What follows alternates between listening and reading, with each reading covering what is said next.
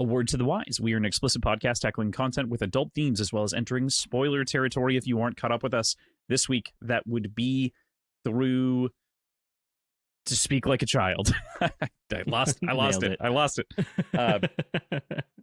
Beyond that, this episode is also sponsored by Beer is the Mind Killer. You can use their code over on our code over on Etsy, Madness, for 10% off any of your orders. Kevin has been doing a ton of incredible design work as well for Lit Escalates and for the new Joe Abercrombie Kickstarter that have both been teased, also with Lit Escalates. So there's a lot of great stuff there. But if you want it directly from the source to support your artist, you can get a number of different things that they don't provide over there on Etsy. So either which way, you're supporting a couple of great art companies and artists out there. Do it. Beer's the Mind Killer. It's in our links. And Beer's the Gut Filler. I'm actually wearing a Beer's the Mind Killer shirt this evening. I forgot. Aha! We both are. Me too. It's just slightly out of frame. I'm a little too close to camera, perhaps. We're both wearing gray shirts as far as the cameras are concerned. Yes. But we promise. It's Nerdy Barge. Hey there, this is Kross. And this is Josh. And we are Words and Whiskey, a podcast for not veteran and novice readers alike. We tackle fiction novels and love to talk about what we're drinking. You should think of us as your intoxicating weekly book club. I know I do. Josh, this is episode 281. No, 284. And I still don't have how this the shit time memorized. What's up? my 280th episode. Yes, precisely. Man, your I was fifth drinking episode. way too much for a lot of those. Okay, cool. Because I don't remember none of that. Yeah, is it my fifth? It's my fifth, right? If you count the intros. Fifth. Well, combining the intros into one episode because they're like that's collectively an hour. That feels like that can count. Yeah. Otherwise, I guess it's your sixth if we don't include the guest spots. So, am I a novice or a veteran reader? That's a great question, isn't it? I feel like whatever the medium difficulty is. Medium difficulty. Today is our fourth episode talking about The Empire of Silence by Christopher Rocchio. We're reading To Make a Myrmidon versus Speak Like a Child. Josh, two things. One, you got a prediction correct, which felt like a safe one, like when you said it. So cheers. I mean, this one's for me. You don't have to drink. I drink. You got it right. Right. So the prediction, of course, was Hadrian will end up in the Colloso against his will within 2 books. So he said. Yeah. That was like within. I could have been a bit more aggressive with it, but within 30 chapters. Yeah, in my defense, this book's moving faster and slower than expected in strange ways. I'm like, wow, like he's taking his time with it, but also I'm like, if this was another author, we would have had an entire book that was his time, like Homeless on a Mesh, that would have ended with him getting into the Colloso. Then we would have had a Gladiator book, and then that would have ended with him in the scene that we end this chapter or this section in, so it's like it does feel like a lot's happening. We're moving. Feels like there's a lot more to go. It's clipping. That said, we're halfway through, halfway through the book itself. It's clipping. It's slow. Any other vibe check? Man, it's starting to come into focus a bit more, I think that like spending this time on a mesh, getting away from kind of the grander scale of it's kind of really helped it take form a little bit in my mind. The first half as a whole it's a lot to take in. That's not a bad thing, but it really throws a lot at you. You cover 3 years and 300 pages, and yeah, I'm enjoying it. It's snappy. It's building out a really cool world. I like the kind of combination of fantasy and sci-fi elements. It's set up a lot that I'm really excited to get to. As far as this section here, is my favorite section yet that you've had me read. It's every week, right? It's just at this point. Yeah, exactly. I guess I would say, it's I'm getting more into the book as we go. The first section, I was like, I can tell this is going to be a good book.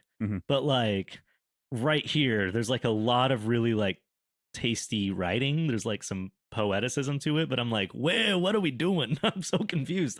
Now that we're here, like we're getting a little bit more nitty gritty into the story. And who doesn't like a Colosseum montage?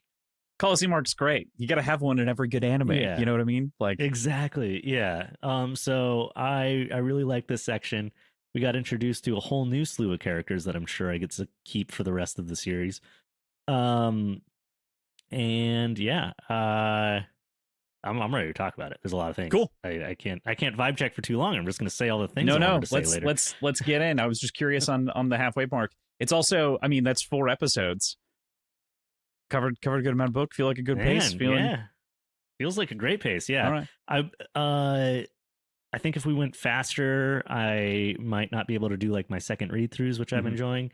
But if we went slower, I would strangle you to death. I would fly to North Carolina and absolutely murder you in your sleep. So I kind of figured that this was about the right pace, especially for this book, because it is so dense. I do feel like this first book is denser than pretty much every other book in the series.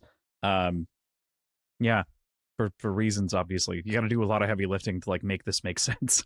Yeah, there's a lot of setup going on, but it's nice to feel like, I mean, obviously we're in the first book. This is a massive story. There's a lot of setup still to come, but it's nice to feel like I'm kind of out of just the setup phase. Like I feel like I'm in the story now, even if it's the beginning parts of the story. You know? Right. Yeah, absolutely. Yeah. All right, cool. Well, with that, we'll get into To Make a Myrmidon. We open with Hadrian working his way into the Colloso to become a Myrmidon, having shaven his head and given a place to stay that he equates to a shelf, which is interesting. But it is time now for him to get examined before he gives a rundown on sort of the two different groups that are in the Colloso for the duration of the story: the gladiators and the Myrmidons, or the heroes or fodder. Hey, man, the amount of times I've crashed out, shaved my head, and went to play mermaids, you know, it's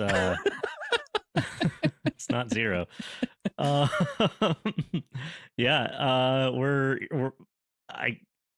feel like I understand where he's coming from. It is frustrating that it took him 3 years to be like, I am, you know, a professionally trained fighter for my entire life. I could not starve in the streets and probably survive just fine as a Myrmidon. And he even mentions, like, I think in this chapter, maybe it was in the last chapter of the last section, he's like, I can't believe it took me this long to think of this. I'm like, someone told you to do this 2 years ago. Yeah. Crow told you a while ago. Yeah, it's a little frustrating, and I hope I get to see Crow again one day. I don't think I will, but I would really like it. But yeah, he's finally here. It's interesting, you know, I think there's a lot of like simple practicality to the idea of like shaving his head so he doesn't look homeless anymore. But I think just within stories in general, there's a lot of like symbolism to that. Like hair represents a lot of history and baggage and personality, like individualism, and just shaving it off, starting fresh, going in, losing who he was, going in to become a new person. It really sets the scene for a lot of that. Yeah, absolutely. And I think like a chapter title from last week, right? Like Resurrection and Death. This is sort of like another resurrection in a lot of ways. This is a new Hadrian, you know, clean. Resurrection and Death to the Rezaboogaloo. The Rezaboogaloo. Yeah. Just keep a resurrection counter going as we go through. Yeah, exactly. How many times can he do it? Let's see. I don't know. Based on his name being Hadrian Half Mortal, I feel like he's gonna do it a lot. But... Well, what could Half Mortal possibly imply? Yeah. You know? I don't know. You know, tell me. Absolutely not. See you in April for that information. Right. All right, I'm marking that down. That you just made this. You remade the calendar recently. That means there's a specific. That means you know. That I actually probably could tell you. And it probably is in April. Oh no, it's in March. We can do it by January. No, we can't. There's no way. With the holidays, no way. We wouldn't make it. No. So the check-in with our doctor here, of whom is named Dr. Chan, goes off mostly without a hitch, her asking a couple of questions, talking about his name, poking fun at him, before she quickly comes to realize that he's a Palatine, obviously, between the accents and everything else he's kind of wielding. As we've talked about, there's like an aspect of like some level of unreliable nature to the narrator, or like just like the narrator thinking something's a certain way and maybe not always being right. um, every time someone's like, "Wait, are you a Palatine?" I'm like, he's taller than everybody and has violet eyes and his teeth grow back. Like, I don't know what the different levels of like nobility and genetically enhanced are. We know that there's like some aftermarket stuff, but I'm like, he always seems surprised when people like peg him as a Palatine, and I'm like, well, because you're like 7 foot tall with violet eyes and pale skin and corded muscle, and you don't get you're immune to the rot, and your teeth come back when you get punched. Like, that'd be like me walking into somewhere and someone being like, "You're white, aren't you?" I'm like, yeah. How did he know? You couldn't tell?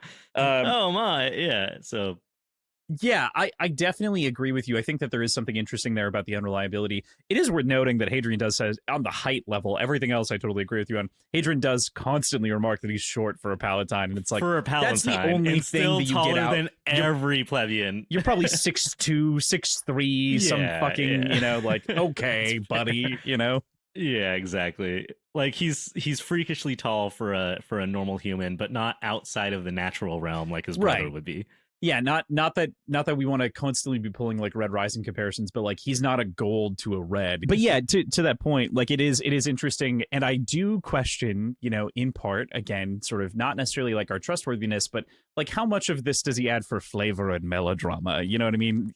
Gibson constantly is remarking, our boy Gibson is constantly remarking on the fact that like, oh, like a Eudorian melodrama, like all the time. Like, God, how dare he? Yeah. So, And he even mentions, like, in the next chapter, I think, but there's moments of the same idea here where he's like, I should have been a librettist. I should have been a librettist, and yeah, I think this is him finally fulfilling his lifelong calling at the end of his life. He's like, now I'll do like mother does. Exactly. Like he is actually spice up the story. He has followed in his mother's footsteps inadvertently, like that is kind of an interesting a while to get there. Yeah. Thousands of years, apparently. Yeah. I'm curious if he ever ends up joining the Chantry, because clearly we have a good idea that he's going to travel to distant lands and see alien creatures. And he'll eventually become a librettist, which means he does all the things he was set up to do at beginning of life. He gets to be like Simeon the Red and travel and see stuff. He gets to join the Chantry like his dad told him to, and he gets to make really dramatic stories like his mama would want. Yeah, a little bit of everything. You live long enough, you fulfill all your destinies. True, fair enough. It's all fate. It all runs down. So Hadrian plays his cards carefully, speaking her language. She's a Durantine. He speaks 5 languages, so he can kind of juggle these in different moments, and tells her that he doesn't believe anyone should be a lord, offering her money to avoid taking his blood. In the end, she accepts him without taking the money. So it appears. It kind of cuts in that moment. As she's like, I mean, it is okay.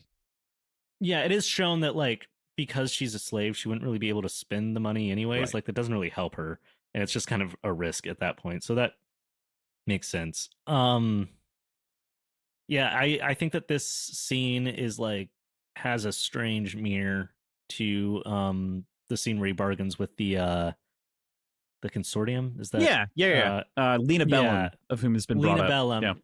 Yeah, Lena Bellum, Dr. Chan, there's kind of a similarity in the way how he approaches these, and like it's cool to see him get to use that like pretty sharp wit, that like understanding of how people work and what they want to hear and how to kind of get what he needs from them in that situation. He's not always great at it right now, but it seems like he's getting better, because he was able to do this one from a spot like off balance, whereas like he had all the cards in the first time we see him do something like this with Lena Bellum. This one, he's coming in, he's learned a lot from his time on the streets. He's learned how to kind of come from a place below and like work his way into getting what he wants, but he's still using kind of that Palatine training, that idea, that thing he's seen his father do, and controlling a room and moving a situation in the right way. So yeah, I feel like we're finally starting to see him. He's not like done doing really weirdly kind of dumb stuff sometimes, but we're seeing him come into his own and be a little bit less frustrating and a little bit more capable, and that's pleasant. Yeah, totally. And I think that I love that comparison, by the way, between Lena Bellum and Dr. Chand here. I also think that it's so kind of telling in a lot of ways that like this is one of the things in my mind that differentiates Hadrian, at least initially, from a lot of other protagonists, is often like the roguish, charming type is like a Han Solo lookalike in like a leather vest, you know, in a fantasy tavern or what have you. Like everyone kind of has the same like rakish charm. This is a very different charmer, and that's very good. Different. I like that. Yeah. It plays. I think it's a charmer that's a little harder to write because it's a little harder, at least for me, like as a reader, like it's harder for me to be charmed by this type of charm. Right. So like it's fun to see him pull it off. Like like a super hot guy's like, I can smuggle you off world. I ran a marathon in less miles than a normal marathon because that's how parsecs work, you know.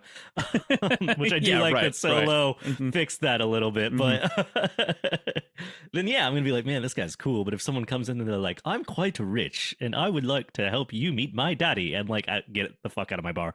But like the difference here would be like, oh, very clearly with the things that you're serving and leaning towards on your whiskey is like you really enjoy.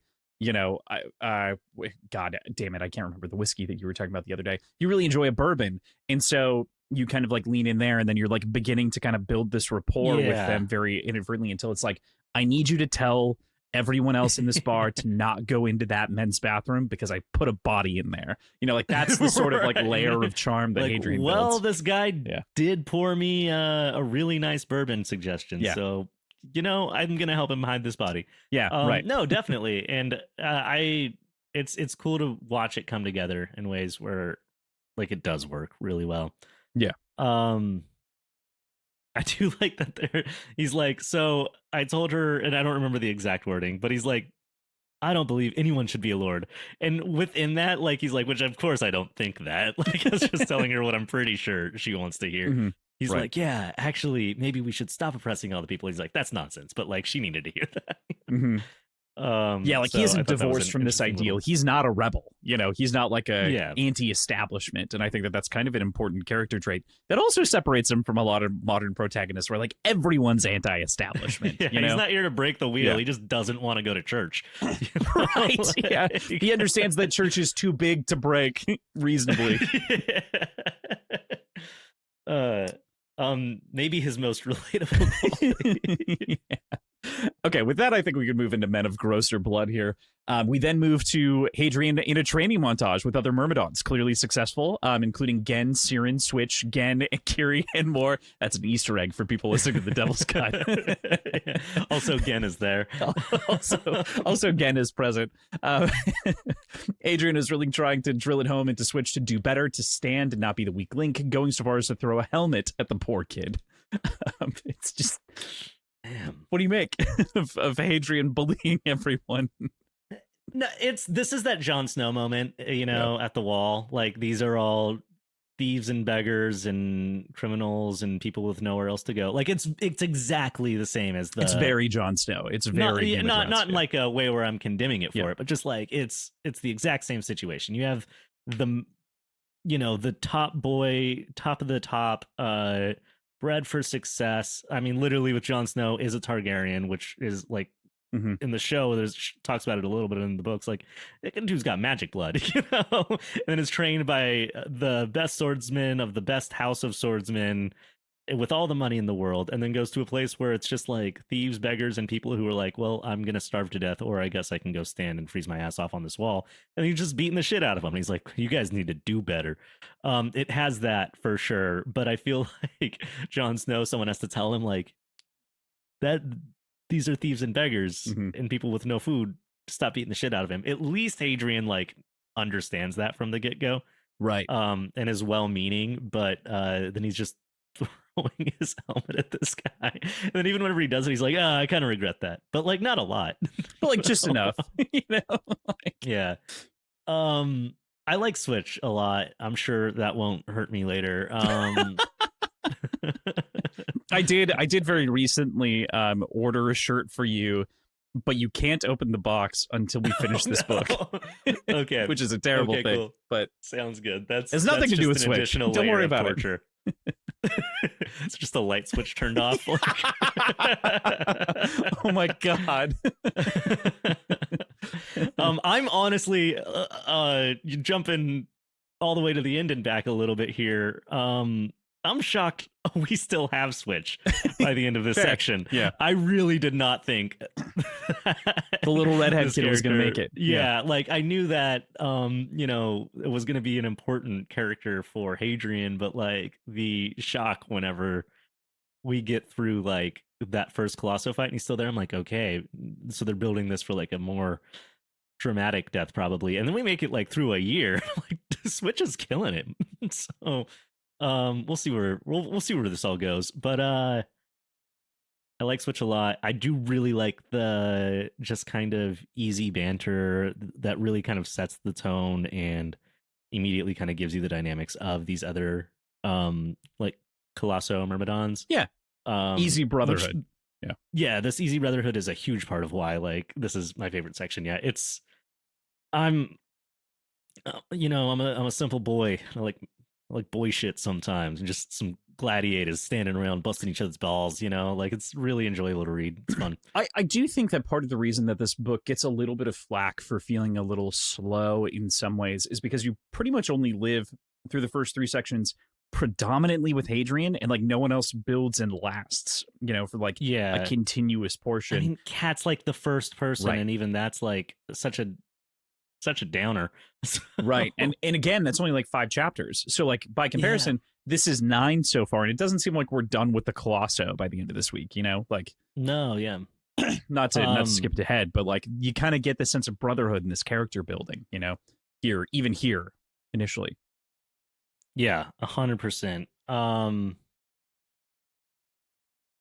I think I scrolled too far, but Excellent. that's okay. Here we go. Yeah. So I'm really enjoying Switch this section, all the new gladiators. And then Gen is just being a dick. Gen, my boy Switch, who I already I feel protective of Switch right away. Gen needs to stop. Gen is absolutely being a dick. There's a quote here right before he's an asshole that like leads into it, I think, perfectly and describes him so well. When at last I'd convinced Dr. Chan to sign off on my application, listing me only as Had of or Haid of 2 Kross, I imagined I'd be put on a team replete with leathery convicts, men of grosser blood. I hadn't expected the desperate, hungry Aborosivo. I hadn't expected the concerned mother, the male prostitute, or a one-armed gondolier who, lacking for family, had come into the Colosseum to go out in glory. I wondered what father might have said about the company I kept now. And he keeps coming back to this idea of father, throughout this section and sort of what he would think and like kind of living in angst against his dad, big daddy problems. Yeah, he mentions his dad a lot in this section, I think. And yeah, and this is that moment again. Like it's hard not to compare it back to like the Jon Snow moment. This is that thing where it's like, oh, these are the wall. It's full of criminals, and you get there and you're like, some people are just hungry, some people just need the money. Like, and it's a good realization moment of like kind of the reality. Like he thinks, oh, I understand the reality of poverty. I've been living on the street for 3 years, which yeah, like he has a pretty good idea of it now. But then this is another realization, a whole nother assumption he had about the way how the world works that he's learning. He just had no clue. I think that's it's interesting to watch, like even coming from the lowest dregs of society for the last however long, like he still has so much to learn about like the reality of people's lives. Absolutely.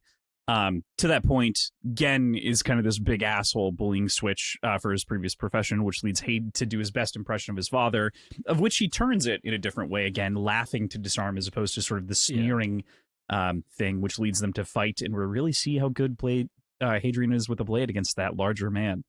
Larger than him, again, so like larger than a Palatine. Well, even for we a small saw him one.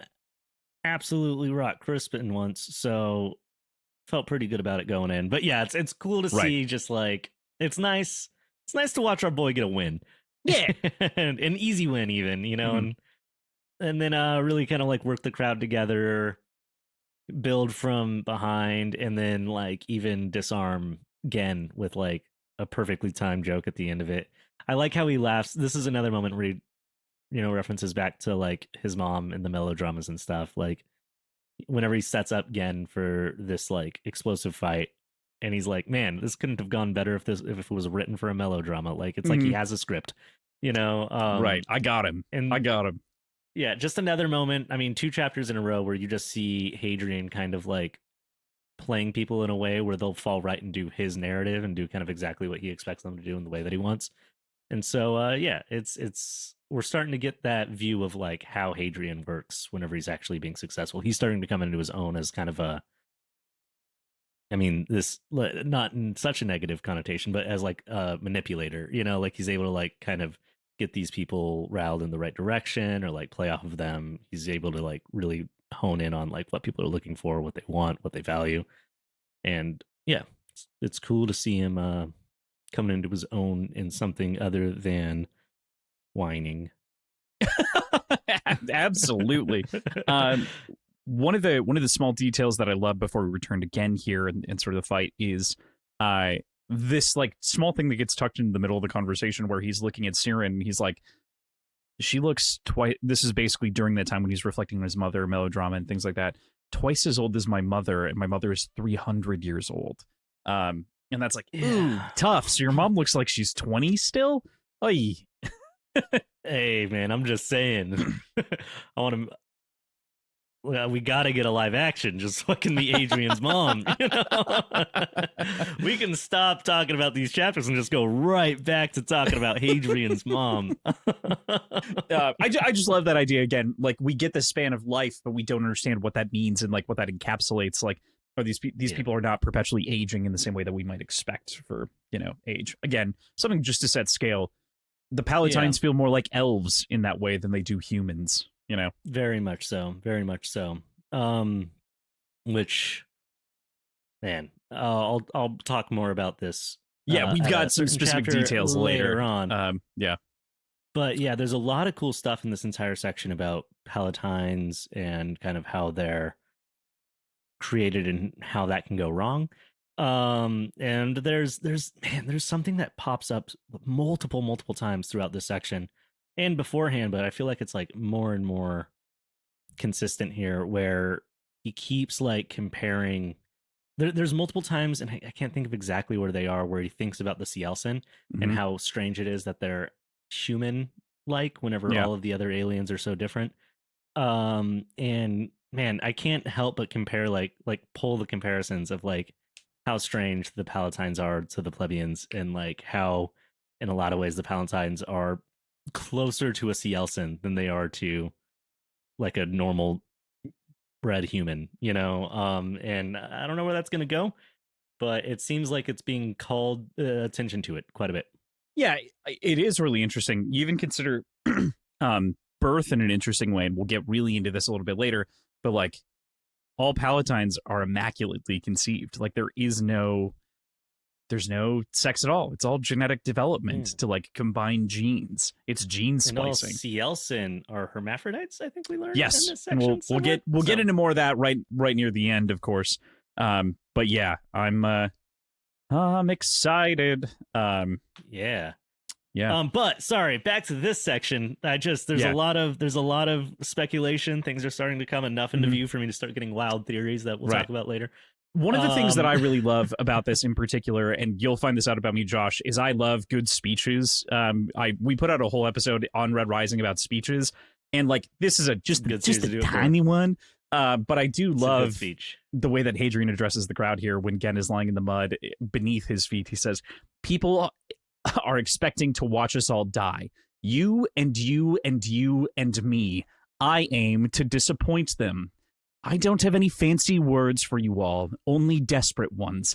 I don't want to die. Do you?" And it's just so good. So easy. I don't have and like the fact that like I don't have any fancy words for you all is like a play off of what the last person said whenever he was trying to make this speech. Like it's so good. I don't have any fancy words for you all, only desperate ones. I don't want to die. Do you?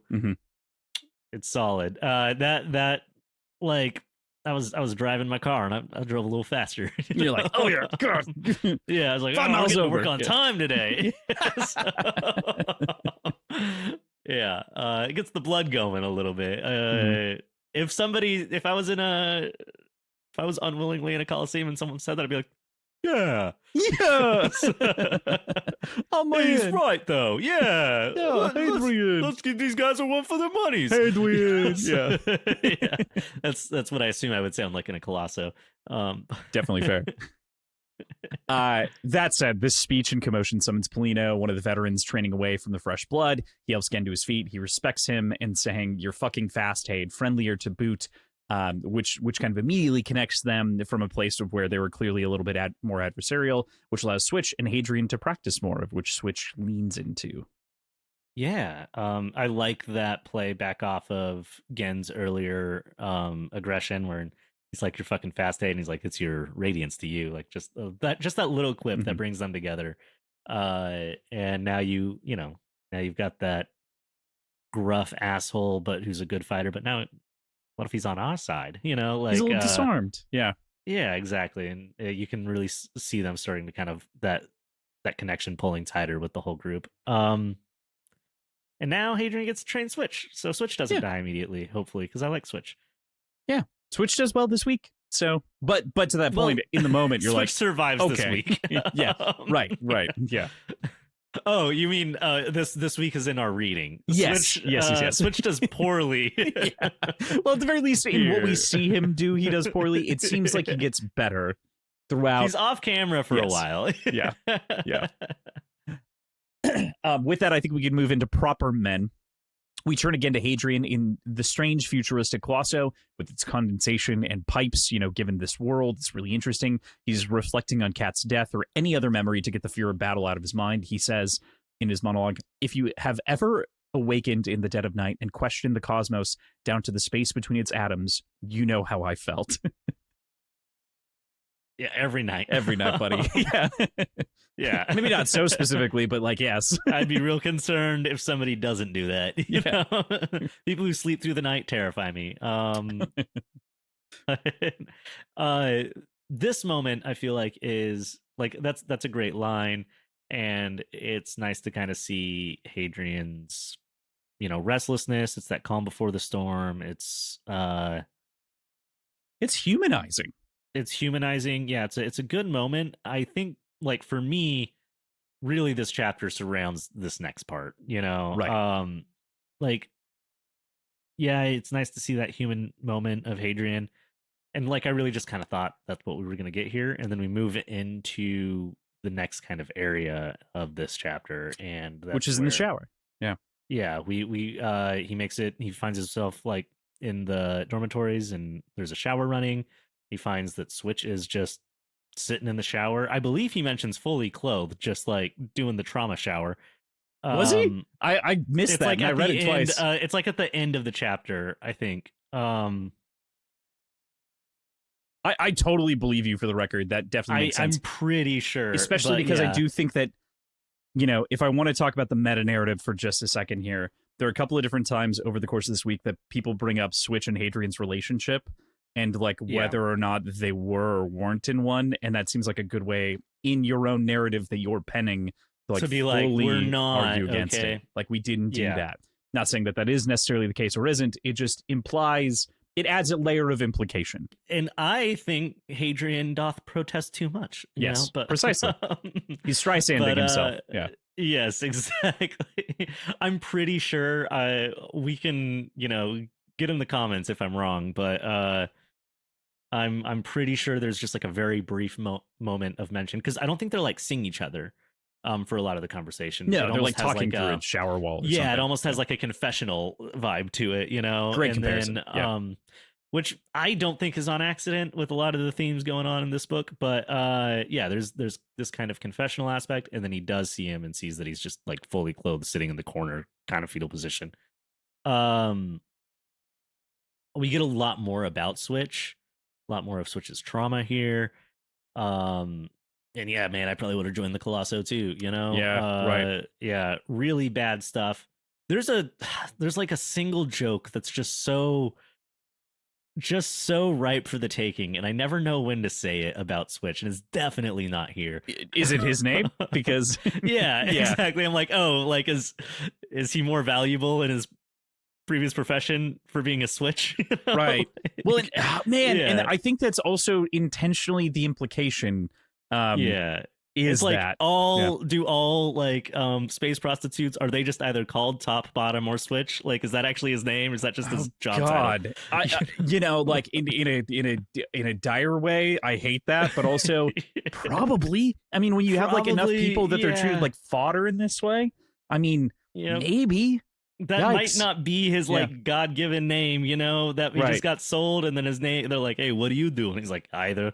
They're like, all right, switch it is, get in there. Yeah, right. Exactly. Yeah. So, but rough to take it from like Hadrian realizing how like this kid is younger than him by a noticeable amount, and Hadrian thinks about the fact that he's probably 22 or 23 right now. This guy has patchy hair, and he's like, I guess I could have signed on for another year. Like, how long has this guy been in the service? It's and they make a point in it, like Hadrian makes a point to like say like this is a legal sex trade, like this is just how it works. Like you get a real dark view of how far kind of the just general like empire functions, I guess. Especially on the edges, Yeah, we appear to be on an edge. Exactly. But it's not even like there's no like I mean, Hadrian mentions like I'm like the realization of this, like it offends me, but it doesn't seem like Hadrian's like, oh man, yeah, that's how those outer world savages work. It's like, no, yeah, this is a thing. Like he seems to fully understand the concept, like it's been around. I mean, his mom has an entire harem, we don't know how old those blue girls are. Right. So there's a dark side that I think is hinted at earlier with like Crispin and the harem, but like that's done in kind of a fun way where it's a little innocent and fine, and then this one kind of comes in and you're like, man, we didn't think about that, did we, when we were making jokes about it before? Yeah, going on. But on the bright side, we get confirmation that Hadrian gonna get that ship and take Switch away from here. All this, and we get some more Gibson quotes. We get a couple of good Gibson quotes. I like these as a pair. One's used in the middle here when Switch is reflecting. This is, by the way, like a 4-page chapter, and I so much to say about this 4-page chapter compared to some 14-page chapters this week. But we're just not going to talk about the next one. No, not at all. Not at all. I've got nothing going on there. Nothing to say. Nope, for sure. Don't worry about hope. Hope is a cloud. It was one of the many balancing aphorisms Gibson used to maintain his scholiast's apatheia. It felt strange to say such things again. Strange, but right. Looking around that low concrete room, I felt a sudden pang for the loss of the old man. What I wouldn't give to see him again, to speak to him. But that was not of the apatheia, and I tried to grind it away, though it would not go. Man. Gibson should have written this book, What's he up to? Yeah, what's Gibson doing? Where's Gibby Gib, Come on, you're just chilling somewhere. In exile, I think. Gib me Gib, Yeah. I do love that, like, he jumps into the hope is a cloud moment. And then, like, I don't know, there's some self-reflection there where he's like, yeah, and that's just one of those things Gibson said. Like, I don't know if like that's so much something that he's like latching onto, or if it's just almost a like a reaction, to just bring back Gibson's old sayings, and he like it almost seems to give him pause and like think about it. He's like, oh yeah, that's one of Gibson's old things to not feel. Yeah, and it's also like in particular that last line, right? But that too was not of the apatheia, and I tried to grind it away, though it would not go. Is like very clearly citing that like Hadrian maintains his emotions despite like liking these more like stoic thoughts and ideas. And so like that to me is this sort of like clarity of like Hadrian loves the ideals of the apatheia but is unable to like fully embody them, which is very similar to Marcus Aurelius being like the core of Stoics and being the worst Stoic ever in his practical application. I couldn't confirm or deny, That's fair. But I've talked a lot about Marcus Aurelius on the podcast during the Red Rising series, and a number of the other Stoics. So like I've studied and read a lot of Stoicism and a lot of philosophy, Okay. and so like that's going to come up from here and there, and I'll give more and get into it when it makes sense, like I did in the very first episode when we talked about apatheia and how it's actually ataxia and the way that they're anyway. It's fine. Yeah, Don't worry about it. I'll learn something at some point. I do think that it's like interesting here, where, as you mentioned, he like tries to, grind away that emotion, but finds himself incapable of. Just the very attempt to like maintain that apatheia or like get rid of that emotion, I think in some small ways implies that like logically he knows it's not happening, but there's a part of Hadrian that still holds on to like the desire to be a Scholiast. Like, right. Yeah. There's a piece of him that still wants that future, that won't give up the idea of being one, and he's still trying to achieve it, even though he knows it's like the letter's gone. It doesn't matter what he does. It's not going to happen, but it's interesting to see that like inherent piece of him still clinging to that dream. And we see him cling to it, but then also kind of again reject that idea of apatheia with kind of the final line, right? I said hope was a cloud. That doesn't mean there's no hope. And like, what a good little send off for this chapter. Yeah. Yeah. It's hope is a cloud. Doesn't mean there's no hope. It's still there. You just can't stand on it, but it still can give you some shade and water and stuff. So yeah, exactly. Well, exactly. My little pity party cloud, can at least keep you hydrated. With that, we'll move in to teach them how to war. I'm curious. There were a number of subtle Shakespeare references this week. Did you know any of them? I don't know how much Shakespeare you've read, if any. Not since high school. Cool. And also, like, these are not regular. They're regular Shakespeare, sure, but I mean, like, they're not what you would typically read in high school Shakespeare. So yeah, it's interesting, like seeing it written here, like once more unto the breach, dear friends, once more. I'm like, yeah, I've heard that before, but I don't know if I would. Much like Hadrian, I'd say that might be Shakespeare. Right? It could be Rod Serling. So, you never know. Yeah, I'm not. Who's to say? Yeah. So.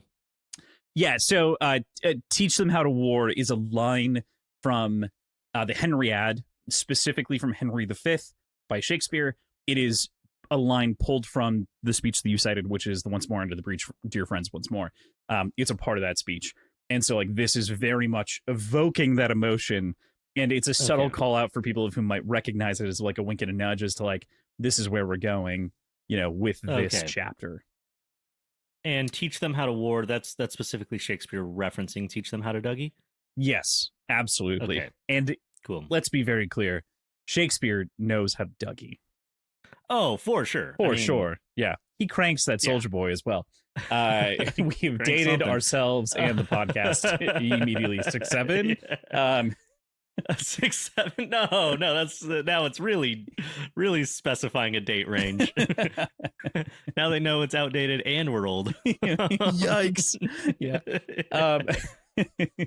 So we open with Switch reciting a prayer of fortitude, which I spent a lot of time researching. I'm not gonna lie, I do week to week, like trying to make sure that I've caught as many of the things that I can in the net. I'm very interested, by the way, if I missed anything that you'd like to cite, send us an email on it. Send us a message on Instagram, wherever. If there's something interesting, I might bring it up in the future and give you credit. So let me know if I missed something. Would love to give a little bit of credit for references here and there. But the reciting the prayer of fortitude here, I couldn't find anything. It doesn't seem to be based on any traditional prayer, which gives us insight instead into like the church of the chantry and of this earthly religion we find ourselves in as our Colloso day begins.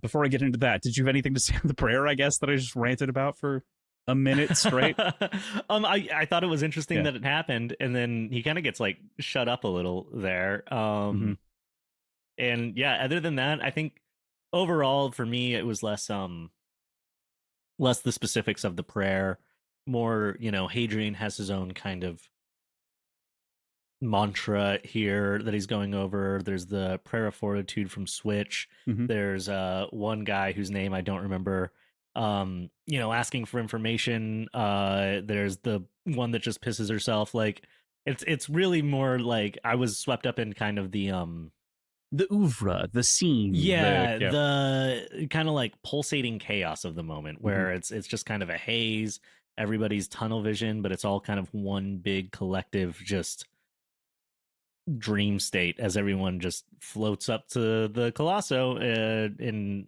everybody's so disconnected but part of one thing. And I thought it was written really, really well. Yeah, it's excellent. Again, to that point, Cielcin and Polino calm the nerves of the rest of the team, getting excited as they prepare to face Jaffa and his tendency to throw javelins, as they cite.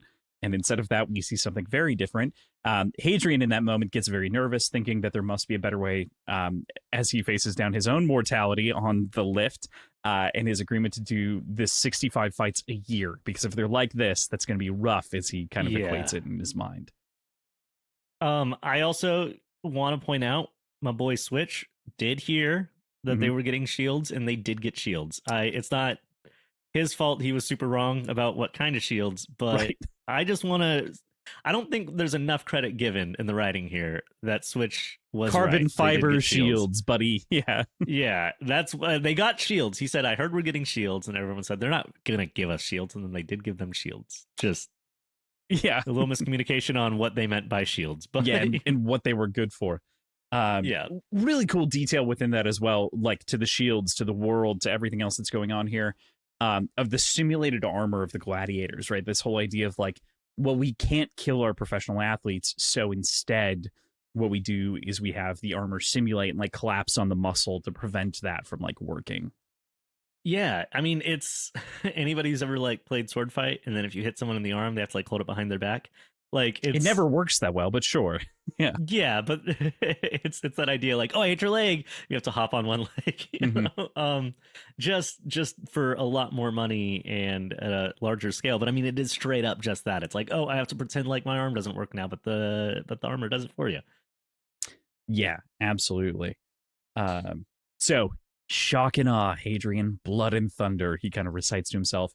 As the lift stops, we hear the screams of the arena. Fear is a poison, he says to himself, as we get a description of the arena, encased in an energy shield built mostly from old stone, like a Colosseum of old.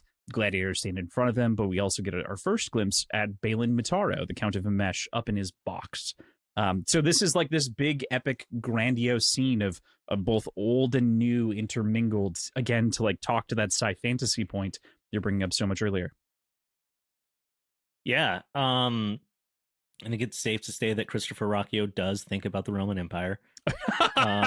Understatement. Yeah. The Roman Empire, the Byzantine Empire, a little bit of like, there's a lot. Spanish conquistadors. Yeah. Yeah. I mean, in this moment, you don't really know what you're going to get coming up into a Colosseum in a sci-fi world. It's cool to get, I mean, it did not reinvent the wheel. It's like, you know what's cool? Colosseum. Fucking this. What do we got? Well, yeah, why would I fuck with this? This is a Colosseum. This is sand on the ground, pillars in the Colosseum. Caesar's up there overlooking all of the stuff. The crowd is cheering. The stone is there. The pit is a pit. 18,000 years, nothing's changed. Yeah. Well, whenever you get it right on the first try. Yeah, right. Don't reinvent the wheel. Yeah, I assume people have tried, and then it always comes back to this. You know? I mean, yeah, football exists, but we want the Colosseum. The closest we have to the modern Colosseum is just American football. Yeah. And it doesn't matter how many times they try and make like a cool new design for a football stadium, it always ends up coming right back to just, you know what the best one is? A Colosseum. And then we watch people hit each other really hard. Absolutely. People crave the Colosseum. Yeah. Look, at least the Colosseum let commoners into the bad seats for free. True. But I'll never go to an NFL game. I've only been to one. Yeah, I would go if someone paid for it. I was paid. Yeah, exactly. It's fun to get into this straight up, just classic down and dirty Colosseum. I do think that Balin Mataro. Yeah, Balin. The Count of Imesh. Balin. Mataro. Who cares? Yeah. Yeah. Balin, son of Dwalin. Got it. Yeah, we meet this character mentioned a couple times throughout this. Haven't had much interaction yet. I feel like this has to be one of those, you know, it's not just, oh, and not looking up, I could see the Count of Imesh or like something like that. Like we really specify this person. I feel like this is going to be a character that has some sort of bearing on the story's progression in the near to come. Just because it's set up in a way that really introduces this character as more than just kind of like and there's a rich guy. you know.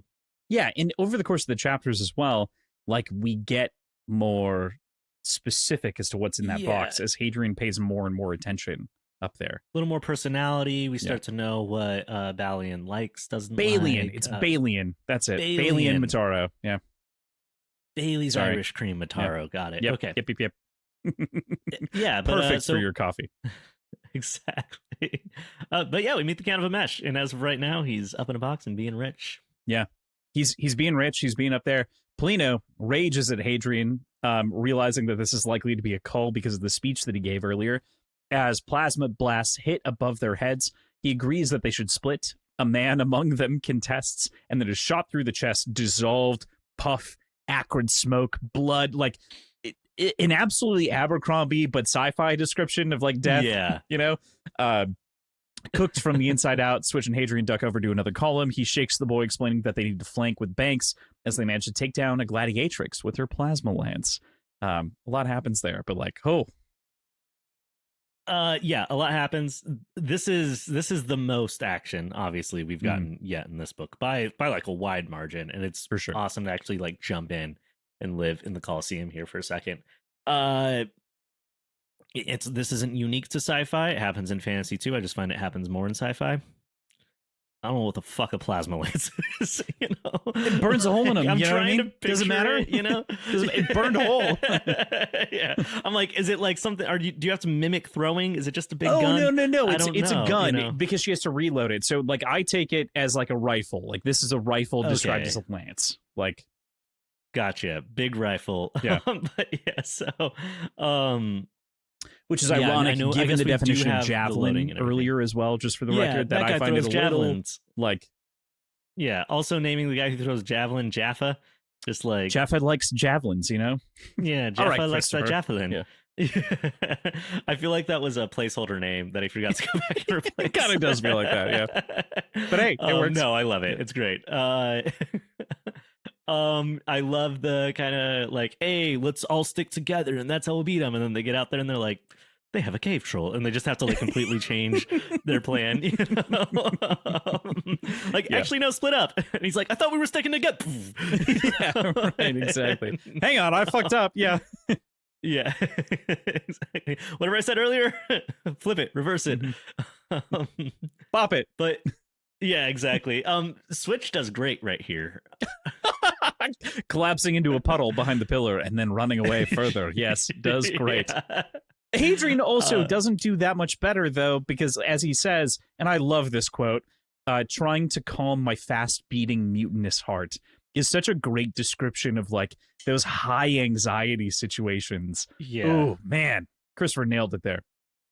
Yeah, mutinous heart. It's like his heart and all of his extremities got together and decided to... brain's not captain anymore. Yeah, my brain thought I could, but I can't. Yeah, and they all said, actually, we're taking the ship in a different direction. Yeah. So I love that description. This is a really like, this is maybe the closest I feel like the lens has gotten yet so far in the book. Like it definitely has kind of moved in and out due to the writing style, due to the kind of the narrative device. Yeah, but protocolapsis. This feels closer, more in the moment, more like live. It's the closest I feel like you can feel to that action, that beating heart, that intensity yet in the book for me. Yeah, considering we're dealing with a quote omniscient narrator quote, and I mean that just from the sense that this is all coming from Hadrian. He is omniscient as far as the story goes, you know, and like the details that he's giving us.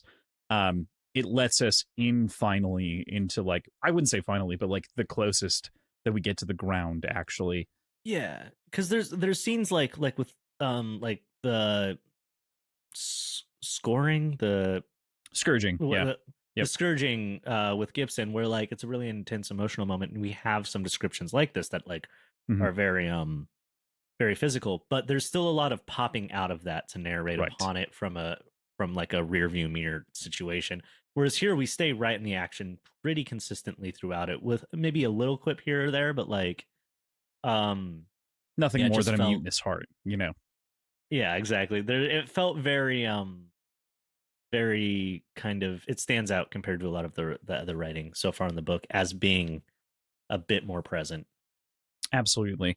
I also love, this is such a subtle thing. It's a linguistic thing. Gladiatrix, tricks, as opposed to tor, to give like proper Latin, like isms. Yeah. A lot of people like hear tricks, and the first and maybe only thing that a lot of people hear is dominatrix. And they're like, where'd that come from? And it's like, well, it's entirely a suffix that was used in Latin for a lot of different things. So this would be more common also if women were like allowed to do things in Roman society more widely.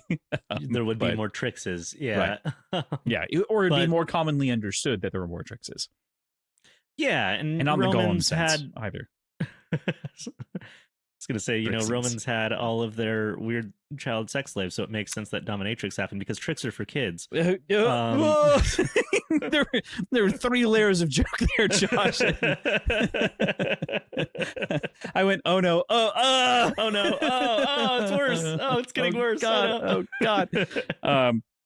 So which that brings us said, back to Switch. Yeah, they regroup around the pillars, having lost Switch, but are forming a plan as to how to take on the remaining gladiators. They begin to move, and Gen shouts that they'll take down the pillars if they don't move. Right as they do exactly that, leaving the Myrmidons losing cover as they need to make a decision. Hadrian settles it's time to charge. He throws his shield at one, fully Captain America-ing the guy in the chest, kind of taking him down for a second. Gen, Cielcin, and Hadrian then descend on a set of them, freezing their joints in place as they take them all out as a group.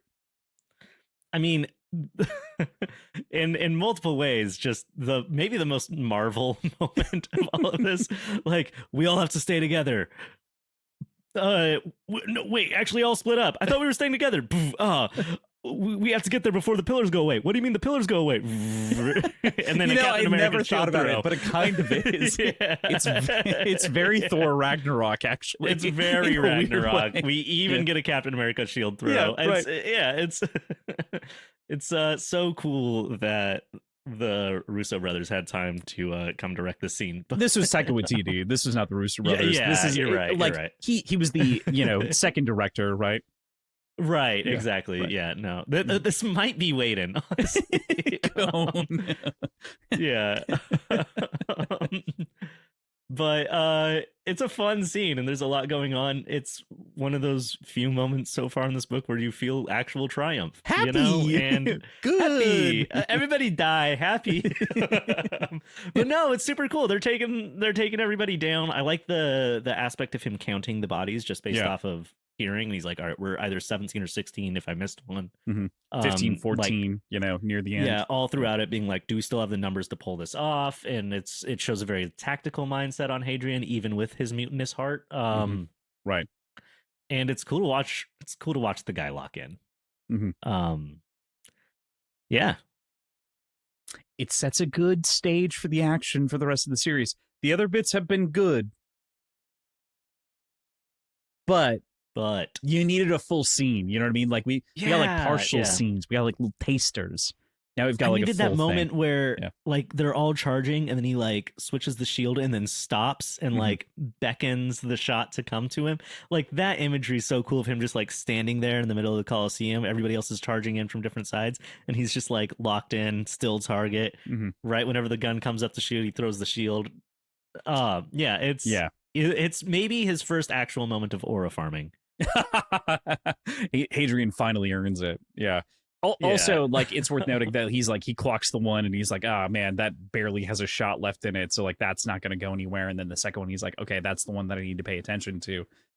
This is kind of marking the reload and the marks and the heat on the different, lances. I also like that the Myrmidons that have been here for a while, I don't remember the exact wording, but they're like, oh, I'm one of these guys kind of sucks. I'm sure he's already been taken down, and like he already is. Like Hadrian didn't have to do that one. Just one of them got taken down. So yeah, and I think Polino is the one who takes that guy down on the edge. Yeah. So a lot of cool stuff. I will say, like, moving forward from here, I get that we get everything we need from the gladiator scene here. We get the gist. We don't have to go through all the fights. I feel a little shortchanged that we see this one and then we skip a year of gladiator battles with, I just like, to me, it's, we basically get 9 like months, but yeah, so far 9 months. Yeah, we get the lowrider theme montage from A Knight's Tale, and it's just like dun, dun, dun, dun, dun, dun, Absolutely. and then we're just like what 9 months later. Comparison. That is definitely pretty accurate, for sure. I do want to mention just one more quote here from this chapter. When you fight, no matter the cause, you make a choice. You choose to set aside everything for that moment. Choose to funnel everything you are, everything you've been, and push it through the eye of a needle. You risk everything. A much more eloquently put version of like Logan Nine Fingers. Mm-hmm. Like you choose to do a thing and then you just do it, no looking back. Right. Yeah. Yeah. Yeah. It needn't be more. We have a jubilant crowd triumphantly cheering after the shield comes down. They can hear it. Balin Mataro stands up, gives a little speech about being impressed at what they've done. They each earn 50 Hurasams, of which we know to not be that much money, actually, but it is when you're just a plebeian. You know, it's a big deal. All the while, Hadrian reflects on the bread and circuses of it all to end this chapter. Yeah, I think 50 Hurasams could actually fix me. But 50 first Hurasams. Exactly. It's I mixed up my books. I was gonna say, but it's new money, not old money. Yes, new money. That's Running Man. New bucks. Yeah, new bucks. Yeah. Yeah. I mean, we get our victorious moment. Hadrian, being the educated little shit that he is, can't get himself out of the bread and circuses of it all. But I get it. Like, it is all fake, but in the moment, it's cool to see everybody enjoy it, and then we get to move into actually enjoying it, which is one of the nicest moments in this book so far. Yeah. To the bread and circuses, I just want to add, like, Hadrian can't escape them, and I think that's another realization is like, man, if I would have just leaned in the other way, I maybe would have like made it through and like lived a very different life. But instead, he's just circling back to the same thing regardless, just from a different angle, and now understanding and taking that in a very different direction. Yeah. I can't remember which chapter it is, but at one point he does reflect, like, it's crazy. I'm a Myrmidon now. Here in the Colosseum, whenever the whole thing that started all my little misadventures was the fact that I ran away from the Colosseum all those years ago. I think it's this next chapter. I think that's my Never Done. Okay. Which to your point is the celebratory chapter. Again, another short one, a little celebration. Myrmidons go out of the town. The town takes them out too, buying them plenty of drinks, which cheers for the Myrmidons. Cheers to the Myrmidons. Yeah. As they also raise their glasses to the lost gladiators, since they lost, I believe, 5 or 6 in the end.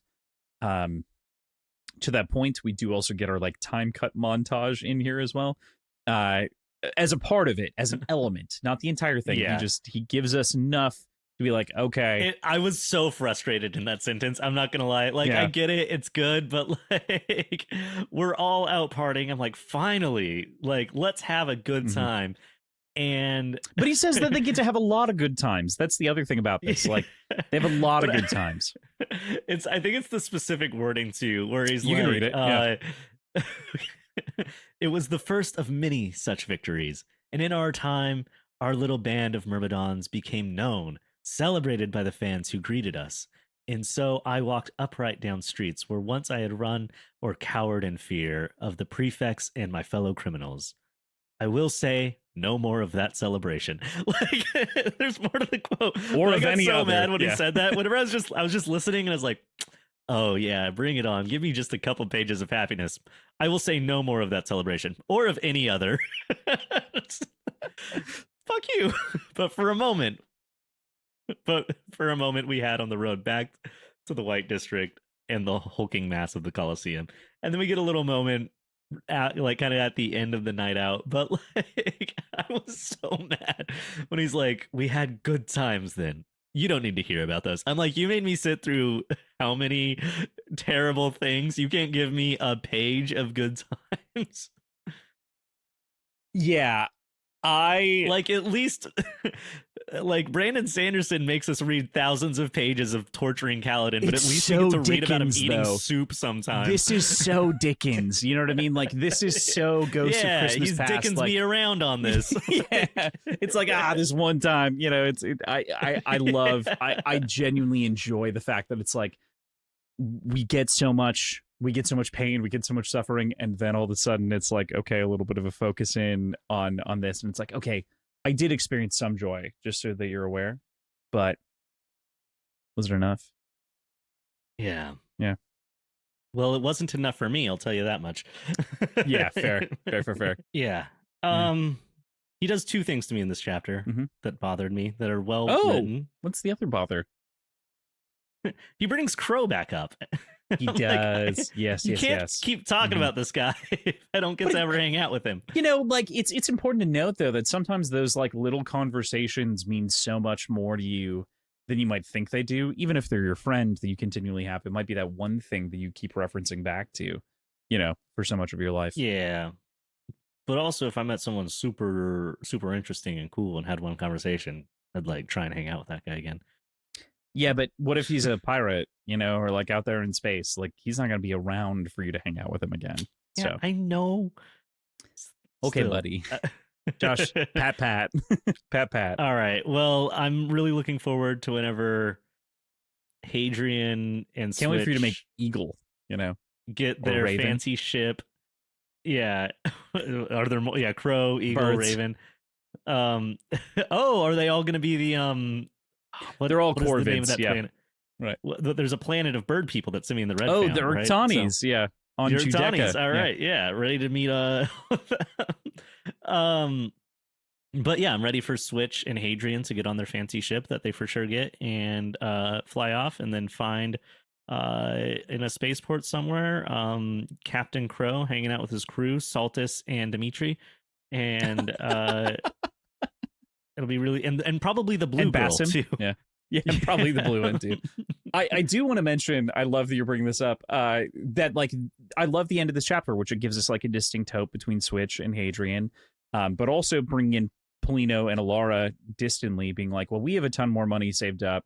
We could make this work, maybe, but I don't know that we would. And he's like, nah. Polino's like, nah, we definitely wouldn't do that.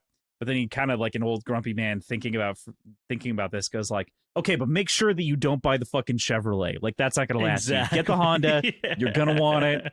You don't want any of that crap.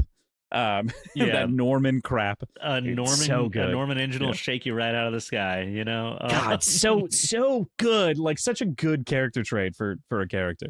I love Polino. Yeah. Super fun. And then he just goes right back to being like, my sword was whetted on, you know, like Whetted on the really grounds cool of another planet when I was a mercenary many moons ago. Exactly. Just which you can just hear like the drunken boisterousness, and it's a fun segment, but it really gets me like it primes you for wanting Hadrian to have a little crew of misfits. Mm-hmm. Polino gives me a little bit of Three Trees, if that makes sense. Like, yeah, very much so. Part Three Trees. Maybe a younger Three Trees, you know what I mean? Yeah, like a younger Three before Trees. we see him. Yeah. Yeah, I'm trying to think. Yeah, it's like it's like Three Trees with a little bit of like a Casca's boisterousness, but Absolutely. Yeah, totally. Yeah. Really enjoyable characters. Wish we had a little bit more of them. But I mean, that's kind of like a theme so far, is like we're just kind of skating through Hadrian's really long life. These characters come and go. I think it's a really good theme. It's something that really works for the character. I do hope at some point we lock in with like a core cast for like a little bit longer, but cool. Yeah. All right. Anything else in the celebrations? It is we just blaze past the fact that he like lives for near a year as a celebrity. Like, he mentions it, but like, yeah, I think we get a little bit more of that in Blood and Wax like, too at the very beginning there. That's true. Yeah.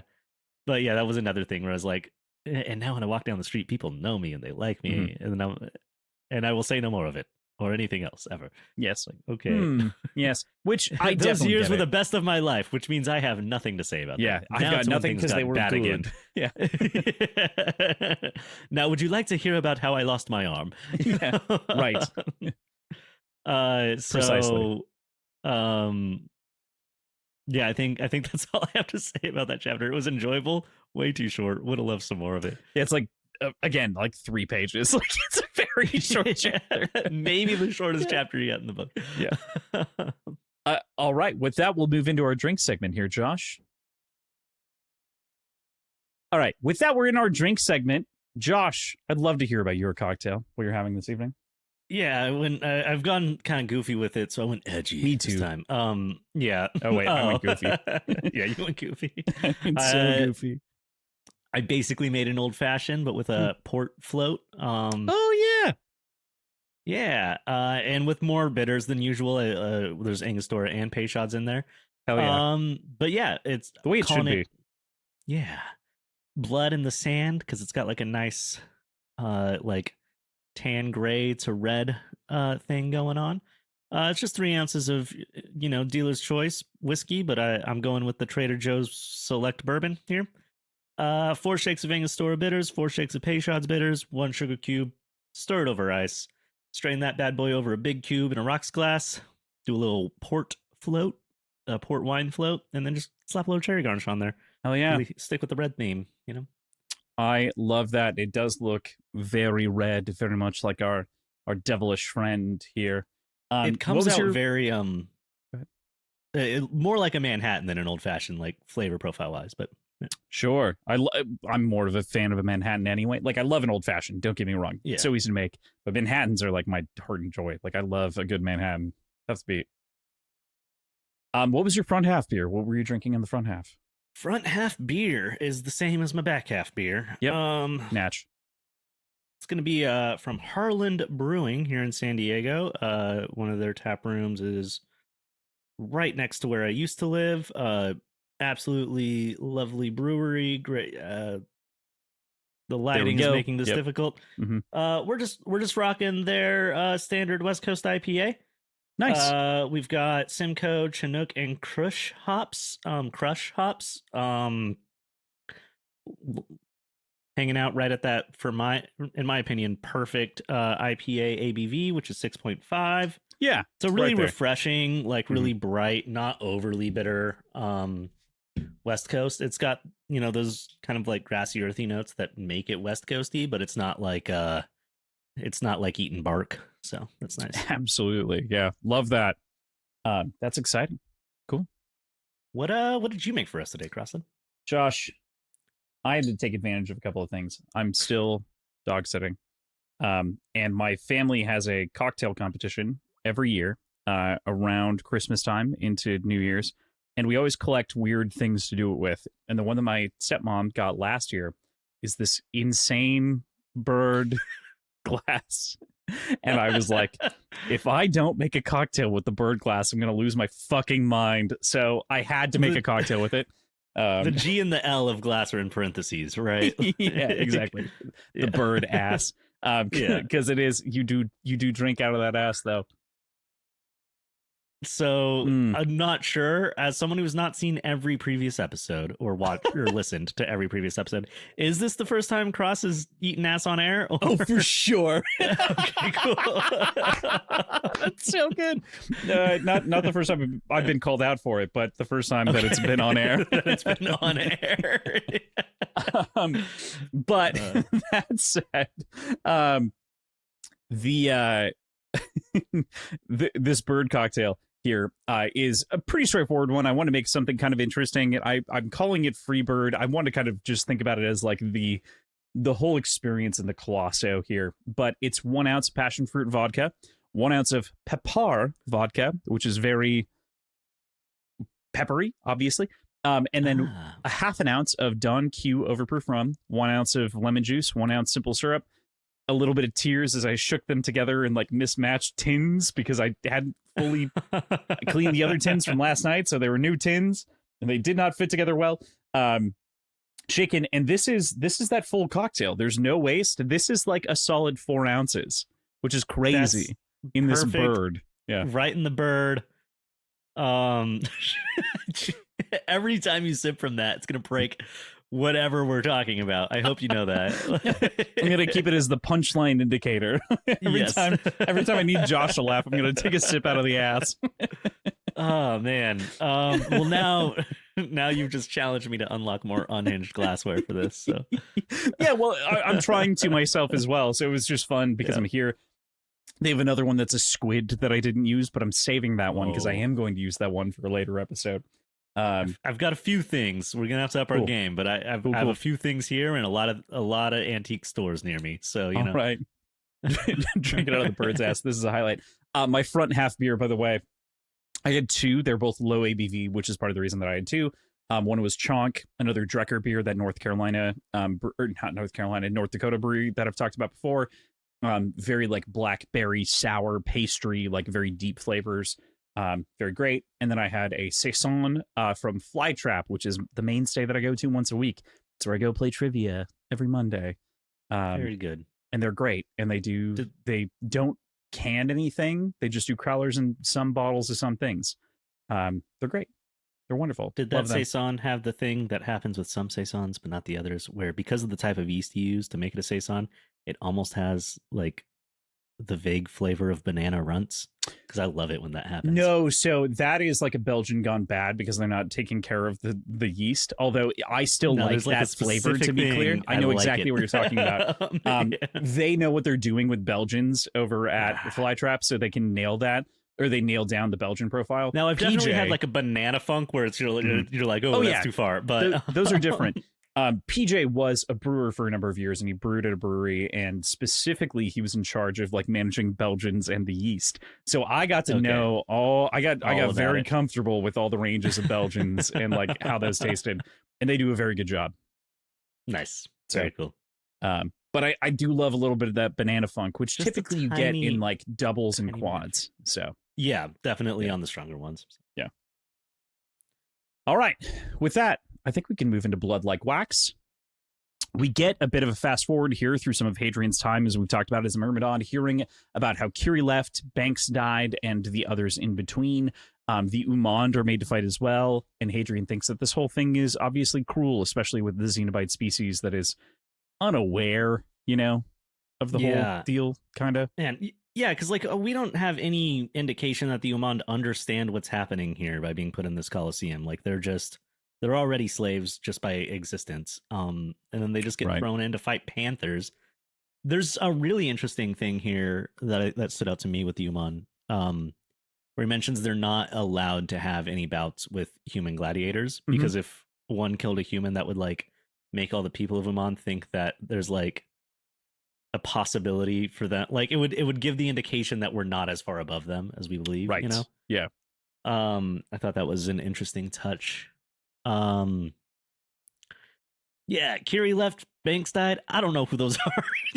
Yeah, I mean Banks was important 100%, for that first battle, and Curie was there for sure and interesting in the background, but it is like okay, people come and go from this career. That's sort of like the thing that I took from it. Like if you survive, you could leave. Like you're not trapped. Right. And so I assume she'll be on the crew with Dimitri, Crow, Saltus. I'm loving the ship you're building, I'm gonna get on it one day, whether Chris writes it or I do. Absolutely. Yeah, this section is interesting. Like we get a little bit more, kind of like the, montages will like start with a scene and then it'll kind of montage through and then it'll end with like kind of the back half of a different scene. We're in that back half right here. But it does move into like maybe some of the most interesting stuff in the book for me so far, where so we get introduced to, unless you had more to say about the Umand. No, I think that's great. Yeah, I think it's interesting whenever we get introduced to there's like a soldier, Kogan, Federati, Kogan, and we're hearing a little bit about the war. There's a great quote in there that you took down, so I'll let you have it in a moment. But, sure. I just think it's interesting to bring the war back into frame after so long, kind of away from it. But and more than anything, that strategos as well. Like we get so many weird details about the war. Yeah, and we start hearing about like how the Cielcin are maybe being taken hostage, which is something Hadrian didn't know anything about, and like a lot of interesting implications there. really starts to, I don't know, spread back out into the universe in a way where like reframed and kind of with the foundations that we have now gets me really itching for some Cielcin here. Yeah, we got wide and then we centered, and now we're like a combination of the two spreading out again. Yeah. Yeah. I do, to that point, love this fucking quote for a number of reasons. I think it's a brilliant writing. I had forgotten the war. Always it had seemed so remote, so distant. The monsters had seemed painted at the fringes of the map. They snaked their way closer now, worming their way out of the dark, which is such a fucking brilliant reference to like the old, like the Borgia map and like everything else that was going on in ancient medieval maps in Europe, where like here be dragons on the edges that were supposed to be this like terrifying mythological creature. Such a good way of like pulling that back in and being like, in the future we would re-experience this on a grander scale. Yeah, because I mean, there's a certain point where you hit where like, yeah, Earth's still scary, but we've found it all.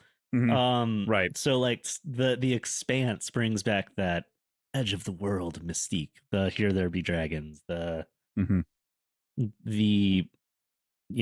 fearful unknown. And it's a great quote. I also I'm a lover of old school fantasy maps, and I start every D&D campaign I play with drawing myself a little map, and there's usually a little sea monster or something in the corner. Yeah. But also, like, she did all of the art that we did for Catacomb Party, the D&D podcast that we did as well, which was all excellent. And there's so much more of it that we've never released, not just the podcast, of the art. And you know who else is a great artist? Gibson. Oh, wait, Hadrian. Oh. Yeah. I'm just kidding. Isn't he? Right? Hadrian is. Yeah. Like, did I forget that? Was it Gibson drawing this whole time? No, for sure. Definitely don't want to shortcut that. But Hadrian lives for, of course, like that's part of the reason that Hadrian pays attention to the maps as much as he does, is because he's an artist. He understands and respects that history. But Hadrian leaves for dinner to head for a bath as everyone else kind of heads off, when he sees a priest of the Chantry that leaves him feeling incredibly uncomfortable leading a procession of the White Horse Company of mercenaries. He takes a chance, shoots a shot at getting off planet by asking if they're hiring, much to the anger of the priest, and leading Hadrian to be stunned. There's a lot in this that we get into even more in the next section post stunning. But what was your first take on our intis here, Gilliam Vass of the Chantry? Yeah. First instinct was gross. Second instinct was, I'm sure this is, if there was ever a character we're gonna see some more of, I feel like this one has to be one. Just bird ass. Just bird noises. I don't like, even if it wasn't a bird, just the like this tube that you have to drink from. I thought it might be too much, so I did actually have a second glass that I brought, but I lost it. Live in the damn it. I wanted you to live with the choices you made. No, I'll suck it out at the ass. That's fine. Yeah. We'll put it back in very carefully. I think that this moment might be our second real moment of Hadrian kind of aura farming, in a much different way. But like he's getting stunned and beat up, and he's like, it's like this guy's like pushes him against the wall, and he's not even looking at him. He's just looking at the other guys. He's like, "You guys hiring?" And he's like trying to really just show how tough he is. Really, put Hadrian in his place. And I don't know. There's just such a cool like dismissal of this guy who wants to have all this power over Hadrian, as he's like, I speak 5 languages, 4 of them well. I have combat experience. Like he's doing a job interview while just some pest is trying to like put him in his place, until eventually he does get stunned and falls unconscious. But I kind of love that whole moment where he's just, this guy's trying so hard to like put himself over Hadrian, and he's just ignoring him, and it's pissing him off so much. I enjoyed it. Which is, Hadrian deserves it, by and large, especially in the way that he's behaving, but also like, Hadrian, why don't you behave like this a little bit more? Like, come on, buddy, you got the sauce, We know he's got the sauce in there. It's coming out more and more, right? I think. Yep. As long as there's no like major detrimental like soul-searing trauma that happens to him by the end of this book, I think he's going to come out really confident. Yeah, Yeah. for sure. See, if I just am sure the worst things in the world are going to happen, then this book can't hurt me. That's the approach I'm taking. But the book has already hurt you, Josh. Yeah, a few times. It's super cool. One week at a time. Because they wouldn't kill Cat and Switch. Yeah. That would be too much. That would be wrong. Anyways, with this absolute fucking gross fuck from the Chantry, mm-hmm. It leads us to a really cool like world building lore kind of moment. Yes. I don't know if you have more to say about that scene specifically before we move into the next one we talk about it, but yeah. So later, after being stunned by these guards who Hadrian is in a job interview for, and they seem to be considering him. Like, they probably would have hired him if it wasn't for their boss being like, stun the guy, and they're like, hold on, he's got a good resume. But they stun him.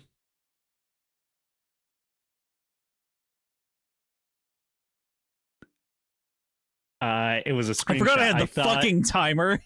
I thought like, the recording stopped. God like damn it! No. It was meant to be absurd as I was drinking out of the ass. It's cool. I downloaded it. We're good. No one will ever know. No one will ever know. It does. The photo is actually great, by the way. Yeah, because you look so stunned in the moment. Yeah. What the fuck is Out that? The ass is what I'm naming the photo. Cool. Out Sweet. The ass. Yeah. So sorry. I'm so sorry. No, you're good. You're good. Don't cut none of that. Leave it in. Leave us stunned for 5 seconds. As I sit there with the bird's ass in my mouth. Yeah, that sounds great. I don't even think we should put video out or a picture for this episode. Just let people hear about it. Come to their own conclusions on Kross absolutely tonguing this bird. Oh man, that's it. Kross is making sure this bird calls back for sure. That's all I got going, man. Hadrian gets stunned mid-job interview by the hunchback of I'm Important, and later wakes up almost imagining he was back at the very beginning of his journey on a mesh. And then that's whenever we come back to consciousness. We have Switch and Chan standing over him. They tell him kind of what happened, and we get a little piece of information here and there. This is where we find out about the Cielcin, which earlier in the scene before this, I should mention, Hadrian does notice that there is a fugue creche. Mm-hmm. It's much too big for a human. Curious. Curiouser and curiouser. Must be a very big boy. Anyways, we find out that there is likely, or at least the running theory that Hadrian kind of spearheads here, is that there is a Cielcin hidden in the prison block, as we learned that the Palatine houses have taken to trading Cielcin hostages as kind of a point of currency, a curiosity, a state of power. And we learn about Intis. Is that correct? Intis, yeah. Yep. The Intis class. The or Intis. Like, sub-humans, I guess. That's what I was kind of going to bring up earlier, is a really interesting concept of like Palatines don't just tube procreate because they want to be these perfect creatures. It's because they're so actually removed from normal humanity. Their genes are so fucked up that if there's accidental, and it's very rare, natural procreation, their genes do not react to that in any sort of way, and you get they're inhuman to begin with. Yeah. He mentions like, our extra chromosomes that we added, like you're giving yourselves Down syndrome to be beautiful somehow in here. Yeah, in various ways. That's like crazy. In the proximity of all of those different variables, like somewhere along the line, they found that different sequences lent themselves to this, And it's just such another moment of like solidifying how far So being a homunculus, the Palatines are compared to actual humans. Like it's not that they choose to breed perfect progenies, it's that they have like it is that, but they also have to, like, they've lost the ability, their evolution, like their actual biology has weakened so much in that state that, like, to maintain their perfection, like, they've created monsters. um And and it's we also so we get something. Go ahead. Sorry. oh yeah, so we get this whole class, right, of people that are bastards and like unofficial progenies of Palatines, called the Intis, that have a lot of issues. Like it's wrapped all the way back to like some like hills have eyes shit. Like it's not great. So Yeah, just to throw a little bit of another log on the fire there. The other thing that like gets leveraged very directly here in a quote is that like this is also the way that the emperor immediately controls the Palatine class. This is how the yes. caste system is enforced, is through birthing and through succession and through rights. Because like maybe in theory the Palatine could have procreated if they would have been allowed to be genetically modified properly on a long enough But timeline. But yeah, instead, the colleges fucked with it so much that's like, no, you gotta come to me. You gotta come to the mob boss to have a child. yeah, there's You a know? great quote there. I'm seeing Yeah. here that you actually did pull it, but I was definitely going to bring it up. Yeah, no. It's there. You can read it. Yeah. Yeah. Palatines don't have bastards, not often, at any rate. And the Grand Prior was certainly Palatine. It simply wasn't done. The High College vetted every Palatine couple's request for a child, ensured that the parents' extravagantly altered genetics did not result in a stillbirth or in just such a monster as this. That was how the Emperor kept control of his nobles, by controlling their genetic destiny through their children, by ensuring that any Palatine seeking an heir would have to kneel and scrape before the throne. Like that, you can't have an uprising if you have no future without Yeah. the emperor's permission. Like No the rebellion. emperor actually has to give you like the fucking like keys to have an heir. You have to sell your soul for an heir. You can't have any sort of future without an heir in this, especially in this elongated, thousands years empire, across the stars where light years are a normal part of travel. Like, no, you have to do what the emperor says because you can't have kids without him. Like that's some world building that no one else is fucked with in the way that like Christopher Rocchio fucks with. You know what I mean? Yeah. Like I haven't read a series quite as intense about that kind of a thing with the noble class ever. Like again, the closest thing as I've drawn the comparison a couple times is elves, vaguely, but like vaguely, vaguely, yeah. Which I will say also mentioned a lot in this chapter and in this back section. The Cielcin, they remind me a little bit of a certain types of folklore of elves. So I think there's some elven stuff going on here.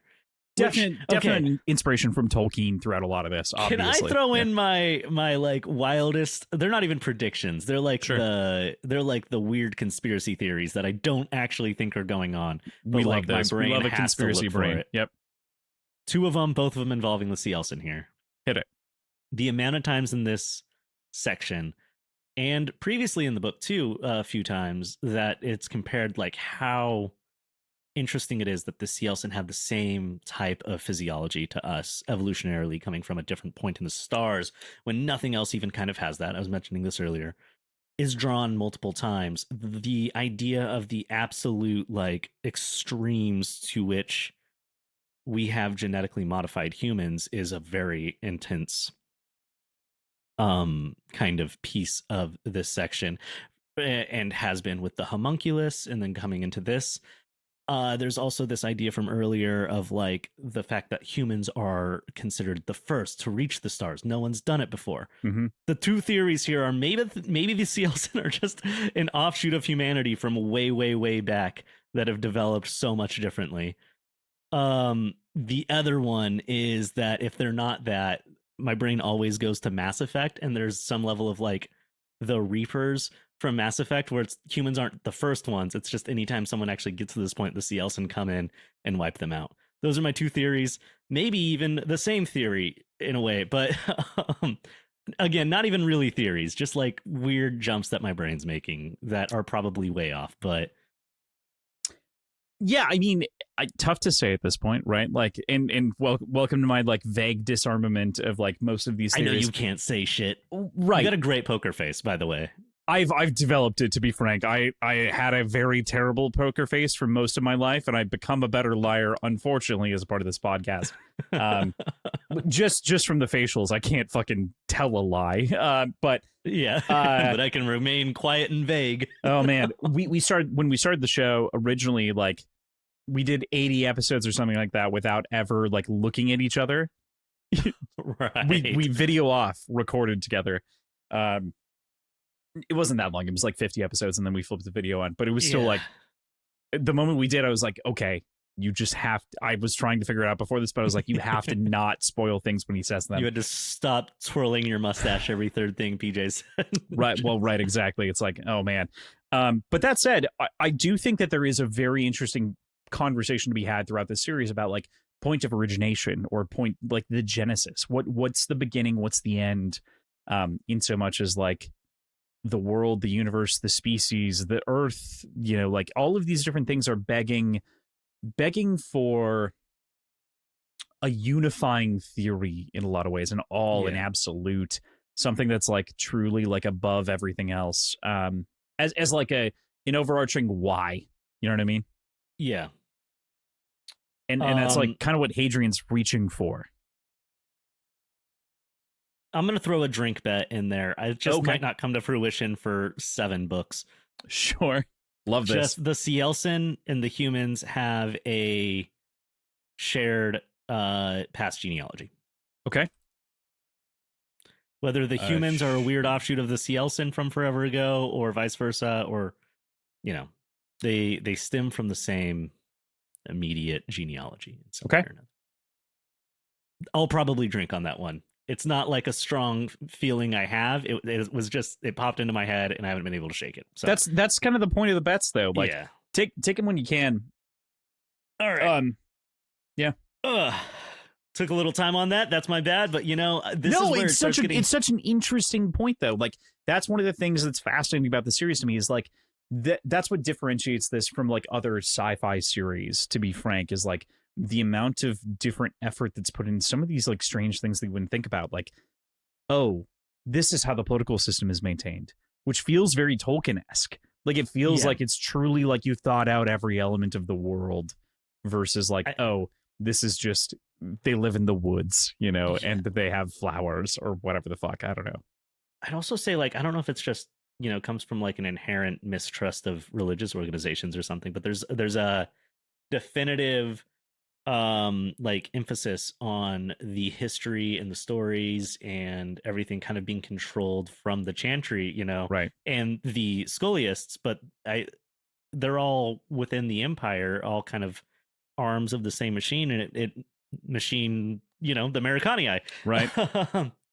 And so I think that inherently this story is setting up like it's beckoning you to come up with theories. It's like begging you to question the narrative, and absolutely, I'm really enjoying that part. I think that's a core... like I think it's always been there. This chapter, for some reason, like, I was having fun gladiator times, and then this really brought me back into like the conspiracy of it all. Like, you're looking for the twist. Wait, what the fuck is happening? Yeah. Just like Hadrian remembered there's a war, I remembered that I'm being lied to. I just don't know where yet. Yeah. You know? Right. So... Right. There is a war in Ba Sing Se, but there's a whole galaxy outside of Ba Sing Se. There's so many Ba Sing Ses out there. Right. And all of them have some fucked up shit going on.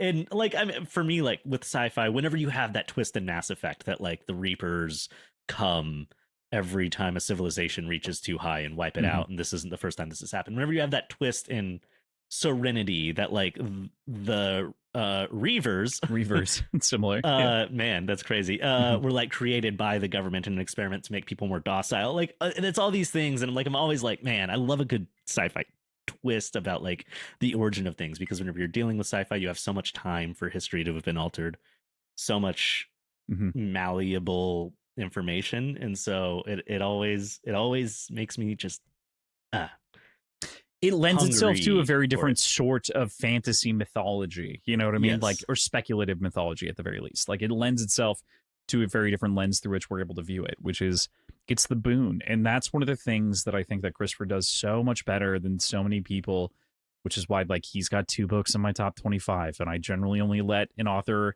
get one. It's like him, Stephen King, Joe Abercrombie, Pierce Brown.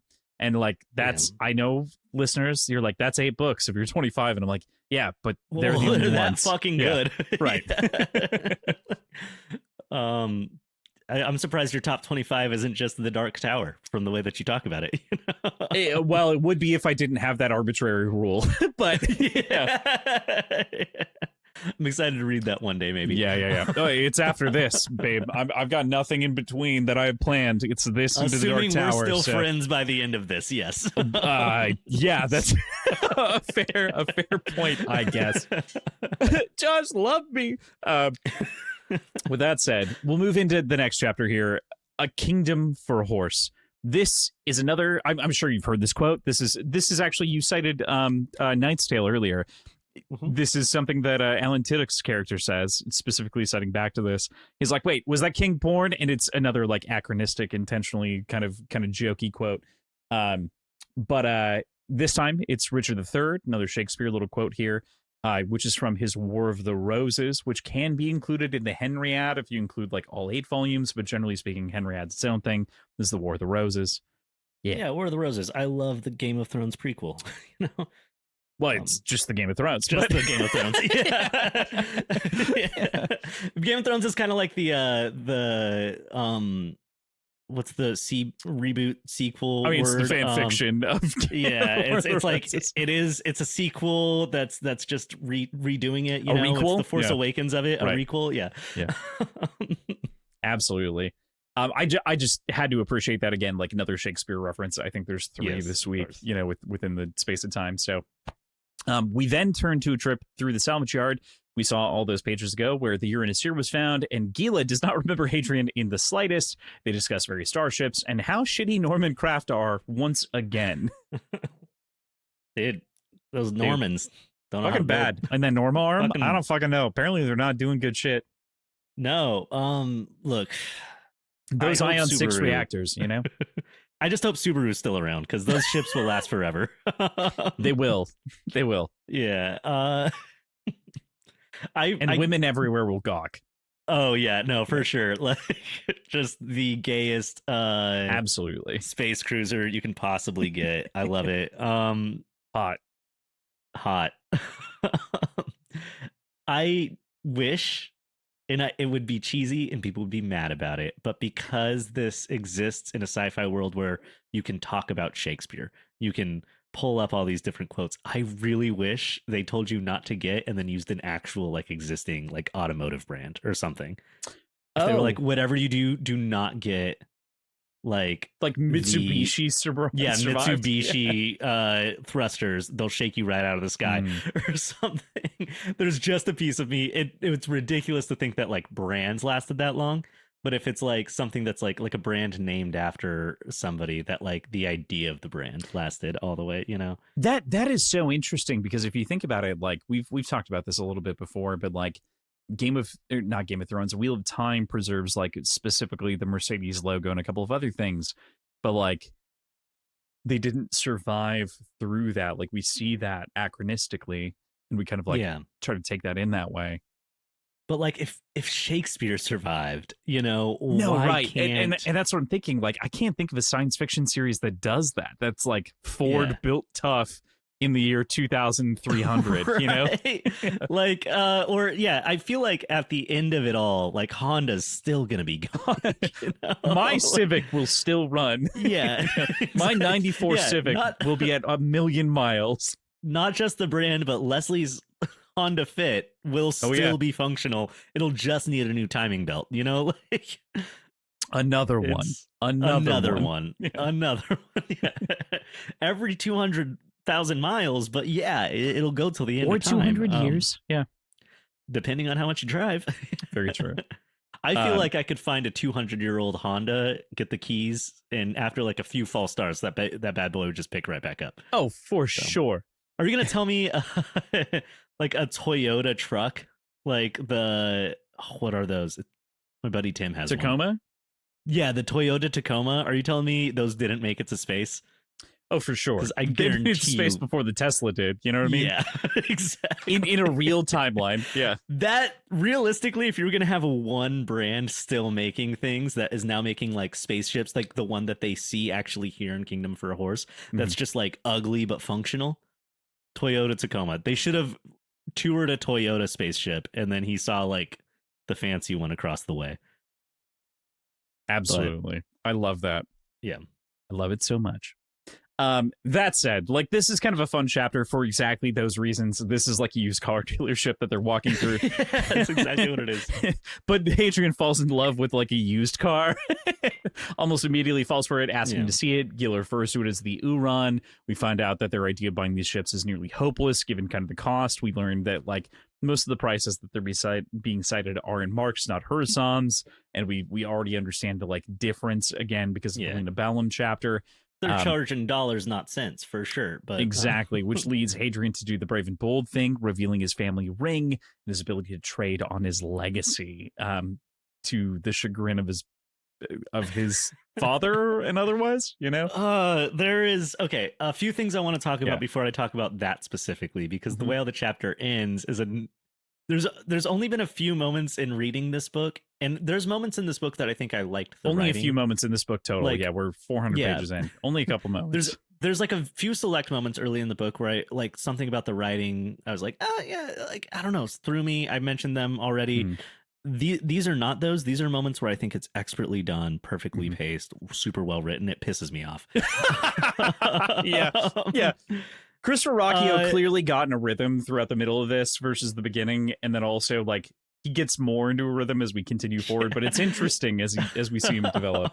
Yeah, and I'm just gonna jump forward to say it. At the end of this, he sets up this whole plan that we're gonna dive into a little bit, where he can like promise land that isn't his to promise, which will cause his father to like have to deal with all that. A revenge on his father. Guy's playing Civilization. You know what I mean? Yeah, that gets him the Corvette of ships here. Used Corvette, but still, that gets him out of the system, out of the Empire before anybody even knows what's happened. And he gets to like fuck over the people that robbed him and looted the original Uranusea. It's a perfect plan. Too bad it never happens. Like, Hadrian just gives us the raw. I was like, come on, let me have belief for a second. That's never gonna happen. Yeah, I know that it's not gonna happen, but let me have 2 more chapters of like wondering. Like, it's such a cool plan, and it builds it up. And he's like, too bad it never came to be. And I'm like, come on, this is actually my delusions. I was thinking about this earlier, and I obviously like have a tendency towards authors for a variety of reasons.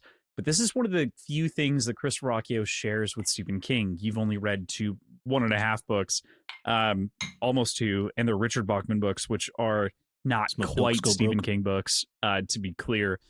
But King often precludes future information like this in his perspectives, although they aren't as obviously omniscient in quotes. Like, they're more limited perspectives.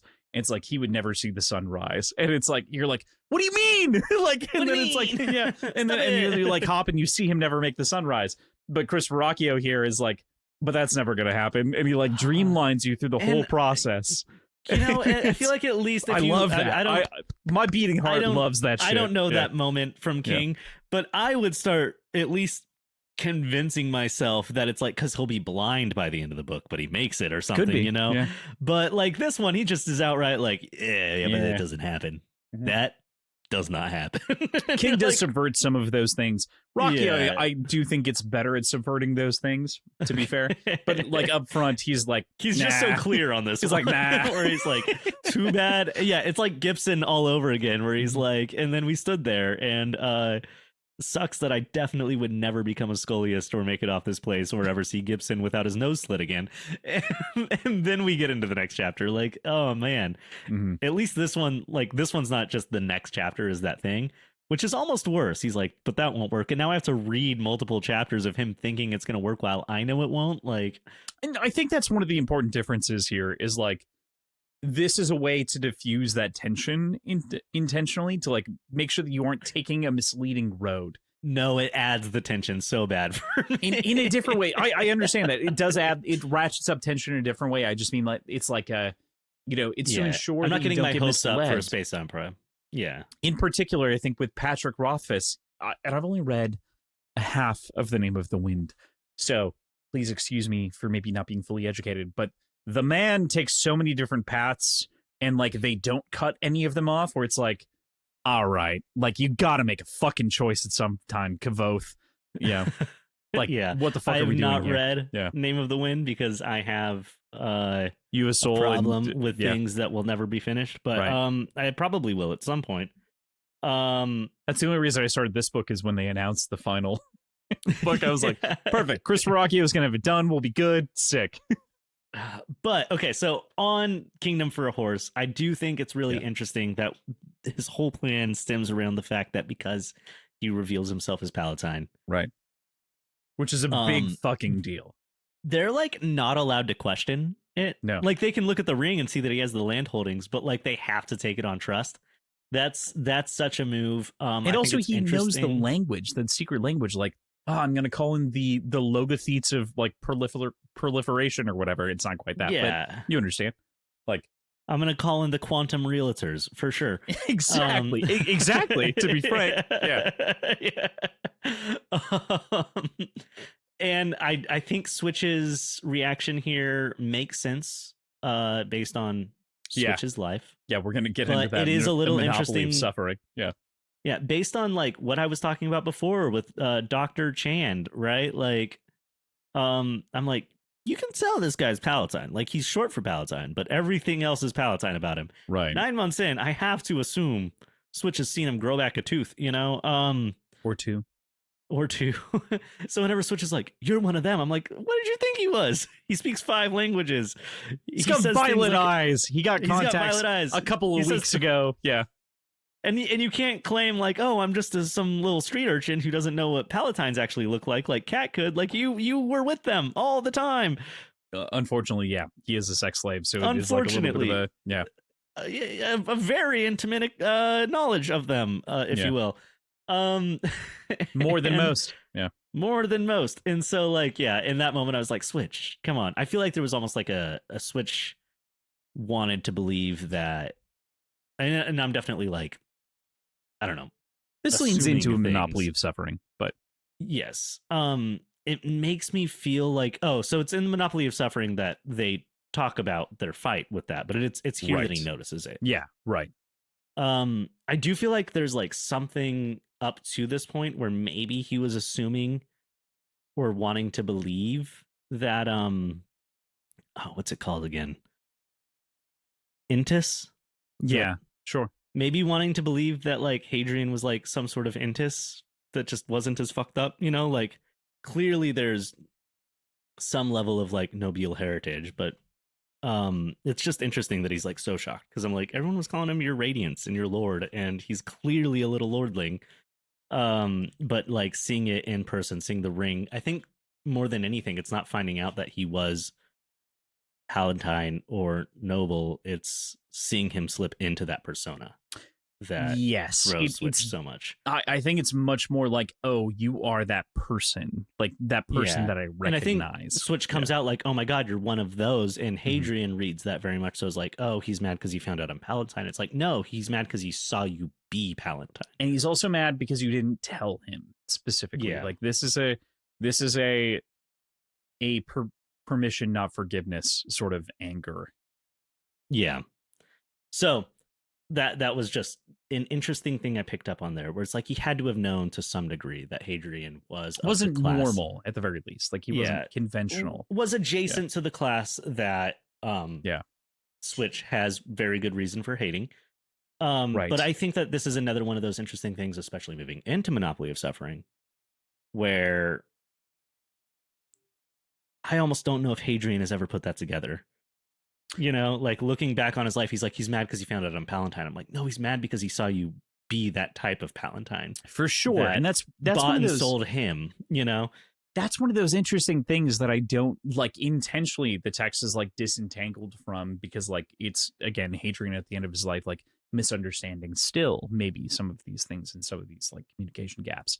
And this chapter is very painful as Switch is finding out the truth about Hadrian leads to the conflict of the class very directly here. Like we've said, Switch thought he had hate as a friend, instead sees the people that inflicted pain on him, right? How do you feel about Hadrian's lie being exposed here with his friend, with his reaction? Like, how in the end do you feel about like Switch's place in this?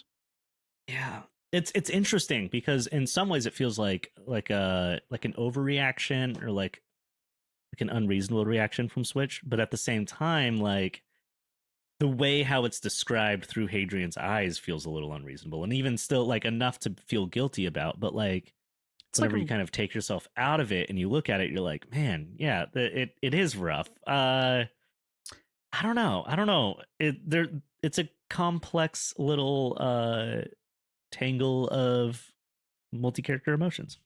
Again, a subtle thing that I'm not trying to spoiler at all, but I do want to bring up here.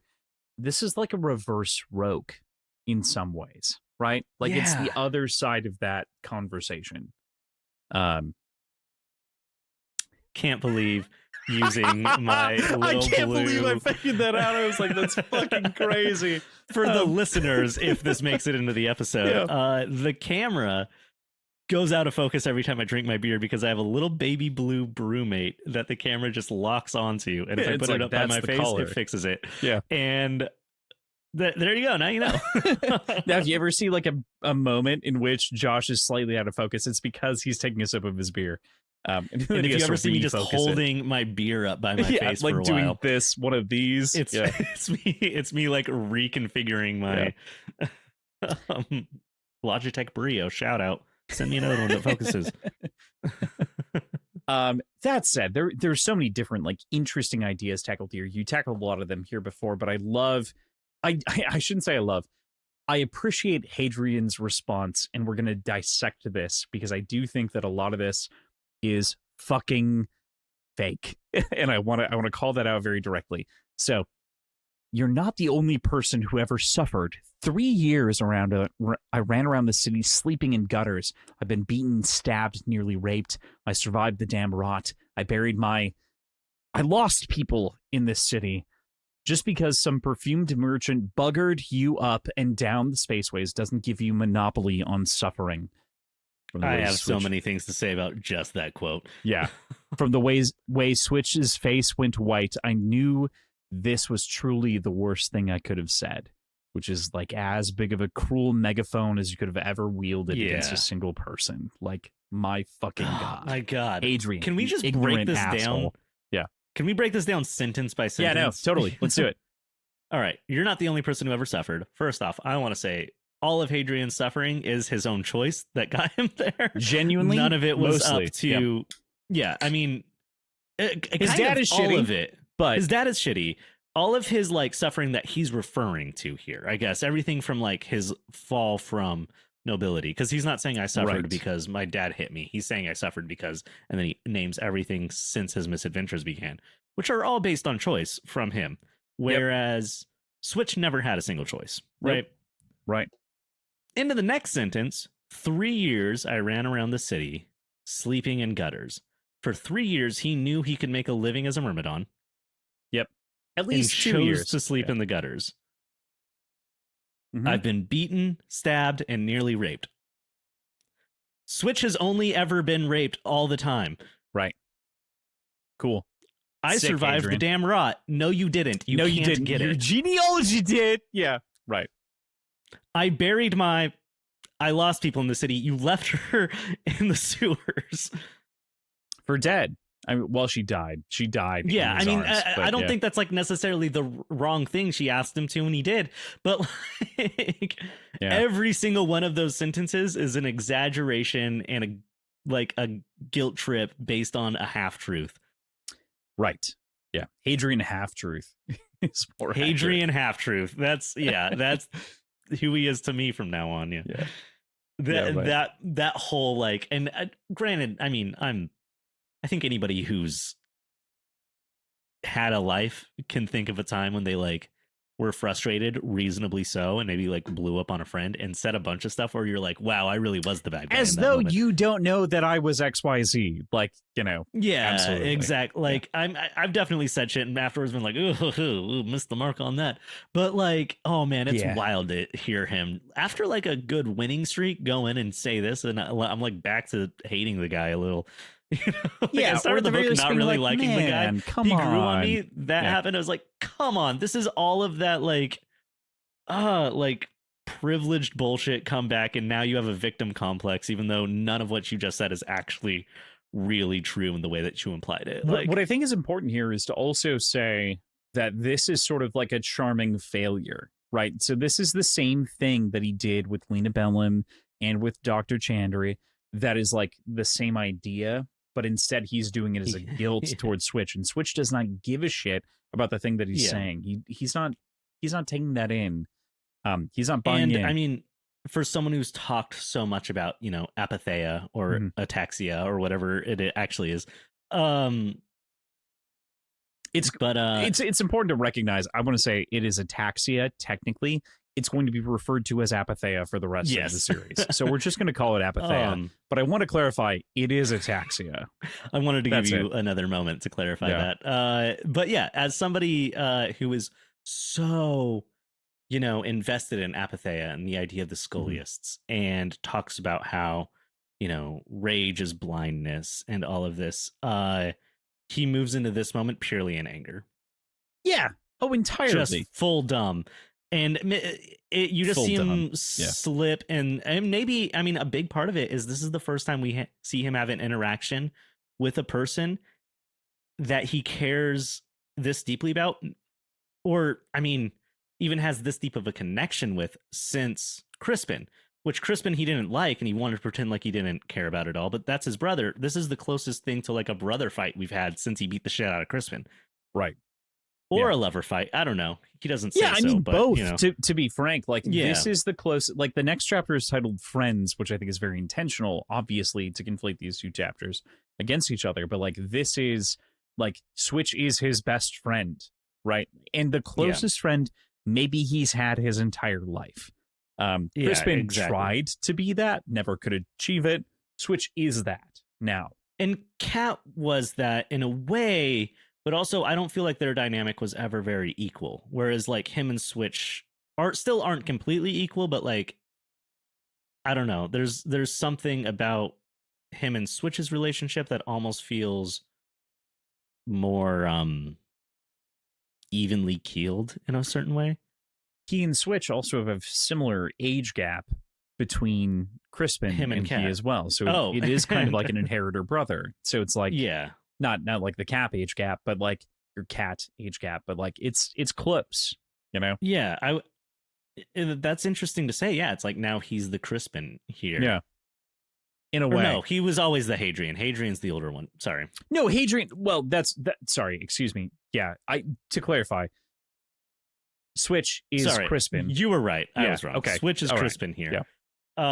But yeah, it's very he kind of adopted another Crispin in a way without ever realizing it, but not personality wise. Just like he has a new little brother. It says friends. It's his best friend, but like I think that this is the closest thing to like a brotherly bond we've seen yet. But also, it doesn't seem like Hadrian's ever had a friend either. Yeah, which is like a whole separate thing. Yeah, definitely. Yeah. That's sort of Gibson. But yeah, all around it shows that like whenever he can be detached from the situation, whenever he can find a semblance of that apatheia, he can usually make these situations go his way. But the second he like loses that and actually like has a connection with the person, he just blunders, and we've seen it multiple times now. Stumbles all the way down the drain. That said, to round out the end of this chapter, Switch hits him. Hadrian owns it, deserves it. More than anything else, he kind of like takes it in. Switch is just hurt that his friend won't talk to him and won't be honest with him, won't tell him the truth. Hadrian tells him to save it, Switch tells him to save it and walks away. Yeah. Man. You hate a friend fight, for sure. You definitely do, but also, man, this story needed that. You know what I mean? Like it needed that kind of core emotionally. Yeah. And this is finally like we're there. We've got characters like that aren't just Hadrian. We've got other people to latch on to. Crispin could have been this if the story with Crispin would have made sense. But like right. it was never going to, given the scope. So Yeah, there's a lot here. I think a lot of it comes from just Switch telling him to save it, which to me like implies two things. It either implies like don't talk to me, like don't say that, but save it means like we'll talk about it later, but he plays it so almost final. And we never actually see like, hey, the plan to buy a ship is off. So they're mad at each other, but it doesn't seem like a full cutting off. It's not like we're done. yeah, save it to me is like, I don't want to fucking hear from you right now. Like, I don't want to hear a word that you're saying. I'll listen to you later, but right now I'm pissed. You know, you owe me the whole truth when we're on our spaceship. You know, yeah, right. Yeah, give me the Judge Judy read. You know, yeah, exactly. Yeah. Get me off this goddamn planet, and then we're gonna have some words. Exactly. Yeah. Good chapter. This is a short chapter that we talked a lot about, but it is like an emotional core of the week, I think, between the two, 100%, the two pairings. Yeah. And again, I think, something that like the two shortest chapters here, I don't know if they're the shortest, but the celebration chapter, this chapter are two of my like three standout chapters. They're so good. Like it's tough to. It's Shit, tough. I honestly think the like talking in the shower might be my third standout. I want it to be like the one where we learn about the Cielcin. I want it to be the last one. I want it to be to teach them to war, but like I really think it's these three short chapters that stand out the most to me. Yeah, it's tough to say, especially because they're like the beating heart of the story now. Like we've missed that. We've needed it. We've needed this sort of, you know, like a lot of people complain about the blade itself for a lot of reasons. And I think that it is because they kind of lack the same sort of heart that you need when like they kind of finally all meet. And that's which, where, hey, like, if you haven't read the first law, and I know we're coming right out of reading the first law, so most of you have, but if you haven't read the first law, yes, it might be lacking that in the blade itself, but they definitely lock that down later. They lock it down in the second book for sure. But like it misses that until it hits it, and then all of a sudden you're like warm and fuzzy with that idea. This section is that warm and fuzzy heart of the story that's been missing sorely. Yeah, I totally agree. Which is why it hurts. Yeah, that's the point. With that, let's get into the cause of the hurt, friends. This chapter is a tough one to parse. I clapped quietly so that it wouldn't show up as a clap on it, but it did the friends clap. Yeah. I was like, what the? Okay. Do you need to take a bath? Do you need to leave? Yeah. Do you need okay, we have to do this. Friends. Friends. We definitely just got out of a hot devil's cut. That was very fun. About a lot of stuff ranging from physics to Stormlight Archives to Red Rising, back again to Stormlight Archives, a little bit into some personal insults. I don't know. At patreon.com/words and whiskey, because that is just living there forever. We never release those. Sometimes we release some of the other bonus episodes, but the Devil's Cuts live there only. They stay where they're supposed to be, locked behind the walls of Patreon. There are an entire series of TV shows that PJ and I have discussed, that Josh and I will discuss, going forward. Look, we're not locking them behind the paywall to keep them from you. We're locking them behind the paywall to protect you from them. In this last case, true. Yeah. It's more of a prison than a gate. We're imprisoning our ideas. Yeah. That said, friends, to his credit, he had not betrayed my secret to Polino or any of the others that I knew, for even in the depths of his displeasure, he was loyal, the sort of friend everyone wishes for, but no man deserves. A cloud hung over me. I had lost my only true ally, and with him my momentum. It was like losing Gibson's letter all over again, but worse because I'd done it to myself and my friend. And this is, again, we were talking about this earlier, but this is like that heartfelt reflection of like Hadrian has a heart in his chest, which was like not something that we had fully acknowledged. And it's an expression of growth for sure. Yeah. He at least acknowledges that he did it himself. I still don't think he understands why Switch is so mad. He thinks he does, but right. He thinks he has the idea, but he doesn't. And in a lot of ways, it is like Lucian Gibson's letter, because he staked his entire future on the idea that he was going to get on this ship, go off and become a scholiast, and then that was ripped away from him. He's finally like come around to thinking, maybe not feeling, that that's not in his future anymore. And now is his entire future that he's staking everything on, is he's going to get on a ship and fly away with Switch. Now maybe not. Hadrian in the moment also is taking it out on the newcomers, though, to the Colosseum, and more immediately he's taking on a trio and he just kind of bests them, and it takes Polino coming to him to cool him off. Lara and Polino both strike at the heart of it. The pair still aren't talking to each other, Switch and Hadrian tells them about the starships that they were looking at, which is the first Siren, or again, hear of the plan as well. So like everyone kind of comes in this moment to be like, hey, hang on. You didn't tell us. You weren't honest. Like, what are you doing? Tell us more. Yeah. It's an interesting like mirror, a near year later, of his moment with Switch here, where he's training the newbie and he's taking it out a little on him, but he's acting more like Gen in this moment, because much more. Yeah. Rage is blindness, and he's just stuck in it. Like, he's in a funk. He thinks that he's in control, but his apathy is just completely washed away by this entire situation. And we're existing in this world where he's being the asshole he protected Switch from 9 months ago, you know? Right. Yeah. He's just like anti-developed in a lot of ways. Like he's backstepping, and like he's seeing different sides of like different people as such that he would never presented himself. So go ahead. Oh, I was just going to say, there's a comment that happens a lot in this kind of gladiatorial section where he's like, I'm realizing now how much the streets had hardened me. Mm-hmm. I feel like this is one of those moments we might reference back later, where it's like, I'm realizing now how much that time in the gladiator pit changed me. And this is like one of those, we've seen the change, but he hasn't self-reflected on it yet. Right. He hasn't yet recognized the pain that he caused other people, or the way that he was short-sighted. But at the same time, we can very obviously see it. I also just think that like giving him a brotherhood and giving him people who cared, that he cares about, did a bunch to wash away that scholiast mentality. Mm-hmm. It humanized him in a way he hadn't been in 23 years. Like even before any of all of this, I think that this is his first time like kind of experiencing the basic human emotions of like friendship and brotherhood. Yeah, friends make a real difference, right? Like that's kind of the idea of this chapter, right? Is it's like, oh shit, we all care about you to varying degrees, and like we have varying investments, and we're like, hang on, what are you doing? You want to leave? Okay, why didn't you fucking invite me, dude? I would have gone. Would have helped you. Like there's so many of those conversations that's like, okay, well, I'd love to have you. I don't mean to exclude you. Hadrian kind of has to like faux make up.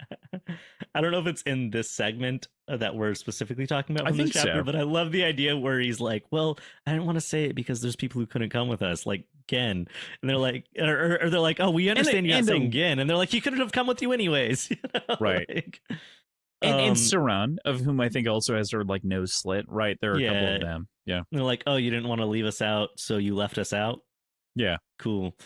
But yeah, I think that there's like an interesting thought here where now that he's experiencing these like kind of basic human connections of brotherhood and friendship and camaraderie, that all of a sudden like Apatheia drifts away, because it's really, really easy to idealize Apatheia and the way the scholiasts, whenever all of the human connection and emotion you've experienced is coldness and calculated.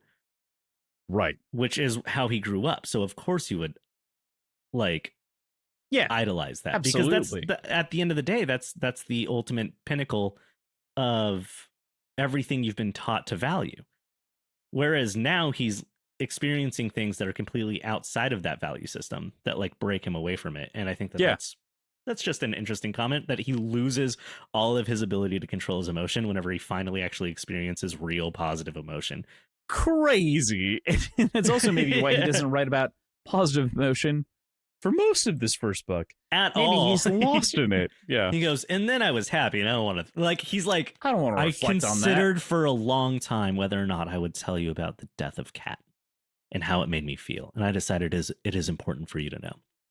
I will say there is one short I story. had a victory, and I was the happiest I've ever been. And we don't need to talk about that. And I'm like, what are you doing? How can you go from like, I don't want to tell you about this, but I have to write about it, to like, I would love to tell you about this, but nah. You know? There is a short story that we won't read immediately for the show.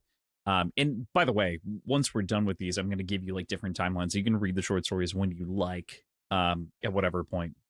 Free reign on most of them, Okay. at different like flag points. But one of them is the Pits of Imesh, which is paired with this book as like a short story, and that gives you enough of an idea of what that might be about. So you get a little bit more of the arena, perhaps. I'd like to read that one. Yeah. So when you're done with the book, you can definitely read that. It's paired with the deluxe edition that just came out today, actually. Damn. So I can barely afford normal books. I have one deluxe edition, and I have a weakness for pretty things, so I'm gonna have to buy it. Oh, that's crazy. All right. Fair enough. We'll we'll cure that problem for you. But that said, to round out the rest of this chapter, there's so much that's wonderful here within Friends. Laura brings up the stunning that Hadrian had received, with which Paulino also did know about, and Hadrian finally comes clean about why they weren't talking, meaning him and Switch, which is because he wasn't honest with him. Paulino gives him good advice, and Laura tells him to go talk to Switch, which leads to him reflecting Hadrian, that he's so lucky to have them collectively as a group. For the first time in his life, he's certain he has friends. It's a lovely little section, you know? It's a lovely little section. I have a confession to make. Oh, do you? Do you, my son? About halfway through this chapter is where I ran out of time on my second listen through. Oh, so you almost made it.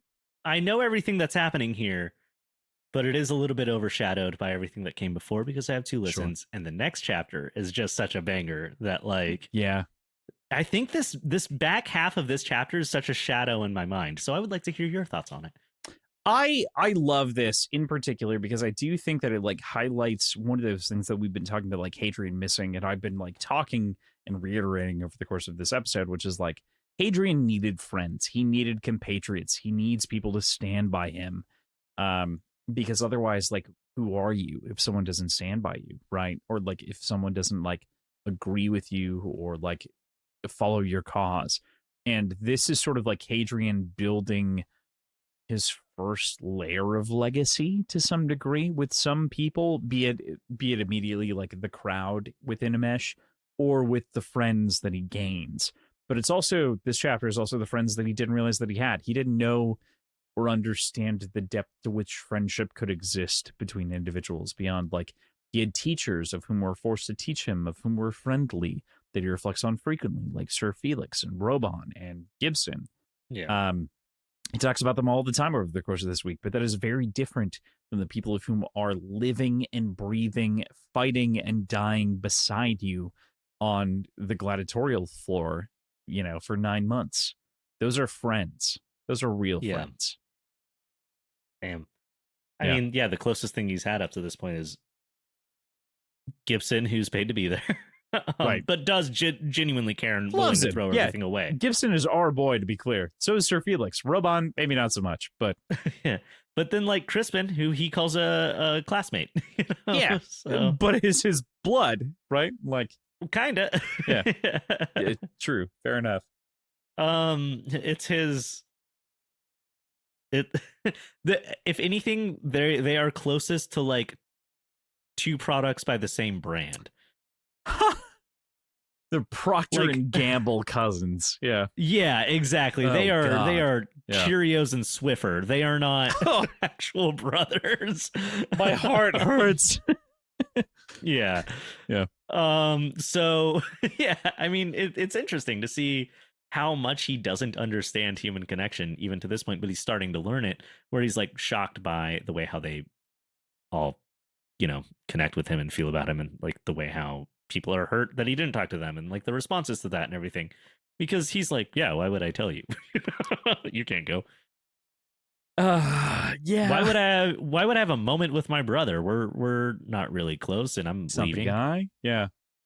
Totally. Same thing. Where his brother's like, I just want to hang out with my brother for one last time. He's like, I'm leaving, we don't talk, so fuck off. Like, Hadrian. Yeah, I think he might be a narcissist. Maybe. He might not have the ability to feel empathy. Hadrian, Narcissus, twins. I mean, I feel like it's kind of implied throughout, but I am thinking he just actually lacks the ability to feel empathy. or at the very, well, especially at the age, right? Like, I think that's the one thing that, like, we get the benefit of older Hadrian pointing out a lot of this, where it's like, well, I didn't fucking get it. Like, I didn't fucking understand. I didn't have empathy till one day I woke up on my 25th birthday with my frontal lobe fully developed, and I went, whoa, I owe some people an apology. Whoa, I fucked up real bad. And in post, as I'm writing the fucking book, I'm so sad. By the way, Mr. Gann and Mrs. Curie, I love you so much, to be clear. And that's basically the way he's running it. Yeah. I'm still pretty sure I did nothing wrong with Curie. Nothing wrong in most of it, including punching my brother out. Yeah. Yeah. Then we get to speak with a child. Speak like a child. Like a child. Not speak with a child. That was earlier. So speak like a child. Yes. We turn back to the arena, and Hadrian and co have just slain a foreign beast. There's an interesting thing there that happens. It's like an octopus beast-ish, maybe panther-ish. It's very interesting, very seaborn. The Count Mataro, his husband, 2 children are sitting up there in the box. We get another congratulatory speech. When none of the Myrmidon said's dead, he tosses another bonus.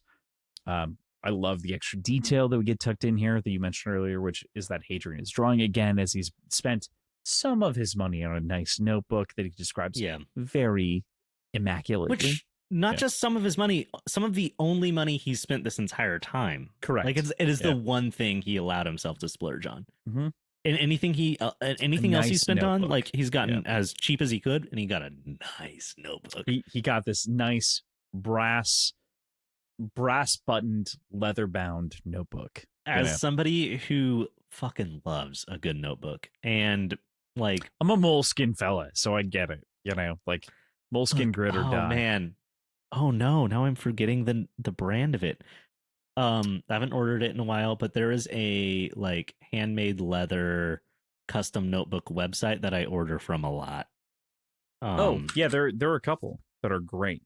I also love a good leather notebook. I just moleskin's so good. Yeah.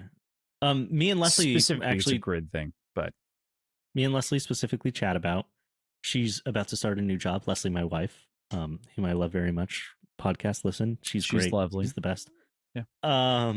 She'll show up at some point. She just got a new position at her current job, and we both looked at each other excited when she got it.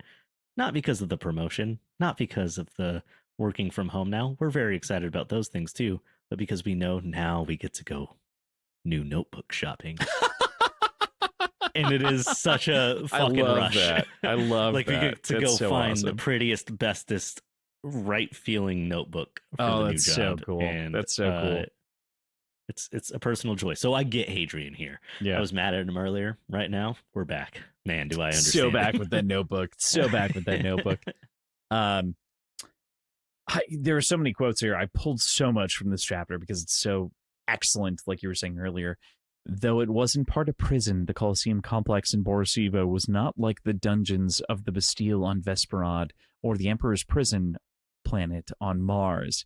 It held its secrets in slack fingers, and time and imprudence jostled them. Wild that they're still listening to Bastille, but true. Yeah. Ayo, ayo, ayo. I mean, they do sing about Pompeii, and I feel like that's very on brand. That was the song that I referenced. Sure. Yeah. Mars. I think that's my big thing. To be fair on this, like, yeah, referencing Mars. Sorry, I was reading Earth. through the sentence. Yeah, but think about going. the idea of like Earth is like this foreign concept, or is like this distant thing that we can't touch or can't fuck with, right? For a number of reasons, religious or otherwise. But Mars, we're okay with turning into a prison planet. A prison planet. Very close to Earth. And like, we know that you could probably go from Mars to Earth, but like, we don't. Elon Musk has his reasons. Way. Yeah. No, for sure. So like, Earth is accessible, and we can terraform a dead planet. Mars is accessible, Earth is accessible, right? You know, and we can terraform a dead planet, no problem. We've seen them do it. Yeah, we could just fix Earth, but religion keeps us from doing it. Almost like the real world. Maybe it's just religion. Maybe it's something else. But like, that's an interesting concept, right? Like, we're within arm's reach. Like, Earth is not out of question, but it is for other reasons. But right? She sacrificed herself so that we would be forced to explore to the stars. Right. And she also had an immaculate birth with a child of whom died on a cross somewhere along the line. And its name was Jupiter. And no, that's not it. Is this a thing? Sorry. Oh my God. I was like, I don't know. No, I'm shitposting. It's mostly a Christ joke. But I do know that if I'm good and I don't masturbate, then the Earth will come back to us good and green again. That is how that works. That is how that might work. Which, the reason the Earth isn't good and green again, I'm sorry to tell you guys, I do have to own up to this one. Sometimes it I can't. Anyways, finish my joke. but I love this section for that reason. Like, there's so much like deep lore here, and especially even referencing Mars as an idea, like, is just like a hang on. So you can get into the solar system, you know? Yeah, it's like the first planet we know, you know? It's like, oh, but that's still accessible. That's just like still there. Hang on. Yeah. Our universe, our solar system is still there. Like, Mars is Australia now. Okay, cool. Sure, yeah. But we just won't touch Earth. Great comparison. Yeah, love that. Yeah. Love that. Another little quote here. Still others said it was a traitorous lord, some maniac who turned against mankind and the light of Mother Earth in favor of the Cielcin. They said he broke bread and meat with them and supped on the bones of human children. They have said the same of me. As they're talking about the origination point of the Cielcin, like how they kind of came into the society and the questions they're in. But like the fact that Hadrian gets lumped in with them is this sort of like mythological fucker, you know? Like, wow. Yeah. What? Yeah, so there's like a bastardized theory about the Cielcin that involves some offshoot of mankind that betrayed the early empire. This goes into your previous prediction, I understand, but like, let's understand that like it's weird that Hadrian is lumped in, right? Yeah, like, they have said the same of me. I think Hadrian. First off, I don't think Hadrian has like a. I mean, it's shown here. Hadrian doesn't have like a dogmatic hatred of the Cielcin. He has a curiosity. I think if there's anybody who's gonna get the opportunity to dine on children with them from humanity right now, Hadrian's a solid option. Yeah. There's also a good chance they're gonna really just fuck him up and give him a lot of trauma, because that's been a theme. But I don't know. I feel like there's just too. All right, this is the type of thing I try and avoid a little bit whenever I'm thinking about like where a story might go. Sure. I like to think about what's been said in the story, not necessarily what I know outside of the story, but what I know outside of the story, and has been shown to me in the book at this point from the second you open the pages, is Christopher Rocchio wrote a Cielcin language, right? Mm-hmm. You don't do that without diving into that culture. And there just has to be something there we don't know. And that I don't know where to go with that, but like this is one of those moments where there's all this mythology about the Cielcin, and it's interesting that in this book Hadrian has never like said no, they don't do these terrible things. In fact, he said like, oh, we thought they didn't, we thought they just ate humans, but it turns out they'll eat humans and their own. Right. Oh, dined on the bones of children. Well, people say that about me. It's like, I feel like there's just a restructuring of these terrible things that has to happen somewhere. Or maybe the Cielcin are just actual fucking devils. I don't know. But or there could be other lies told by other parties, right? Like there's like a lot of things to disentangle from Hadrian's narrative that are like not within a single man's control, one way or another, you know? Yeah. But from there, unless you have anything else to say in this little section. Yep. I love Hadrian sneaking off. Like, yeah, there's this little moment where I think he's gonna do some like really cool, smart shit to get in there. He puts on a mild disguise and walks in.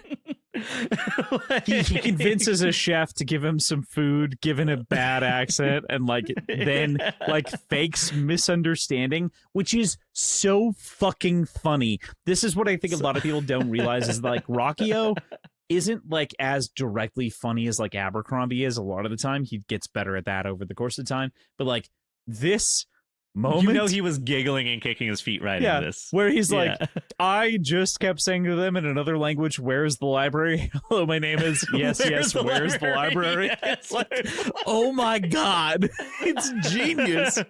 ¿Dónde está la biblioteca? Yeah, exactly. It's literally that. It's literally a community joke. Like, oh my God.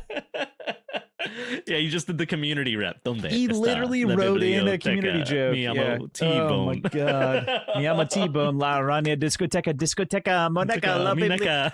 I had to memorize the whole thing for Spanish class, so I know every word. But that's incredible. Well, I had to memorize all that because I was autistic and homeschooled. But so I had to memorize it. Nobody made me. Love that. It's so good. Anyway, this is that though. Like it's that, but like it's a more immediate joke for him. And like the guy breaks, right? And he's like, fuck it, the bathroom's there. Go. You know?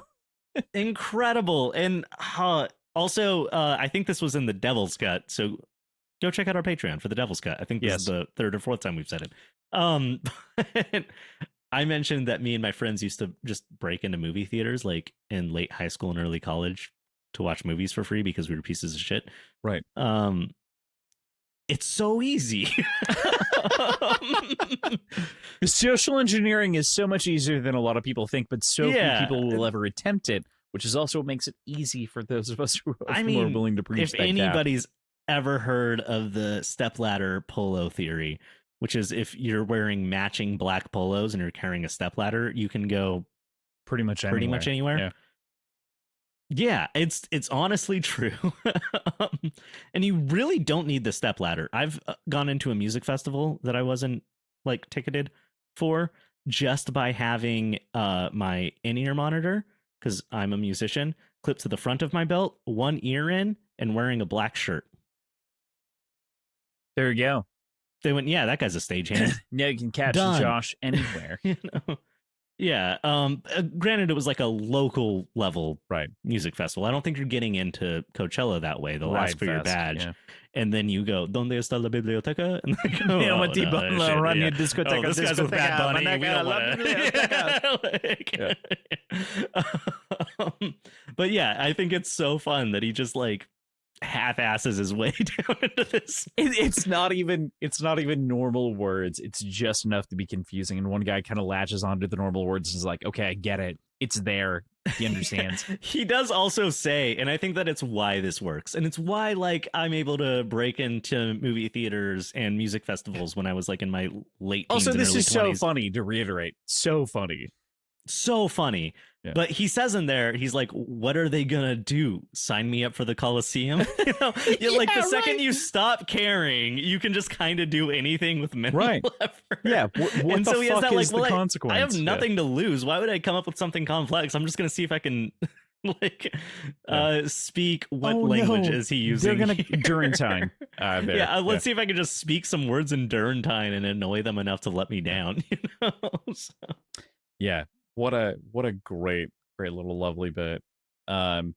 So lovely. From there though, he does sneak off into the depths. We find something disturbing therein within the depths of the Colloso.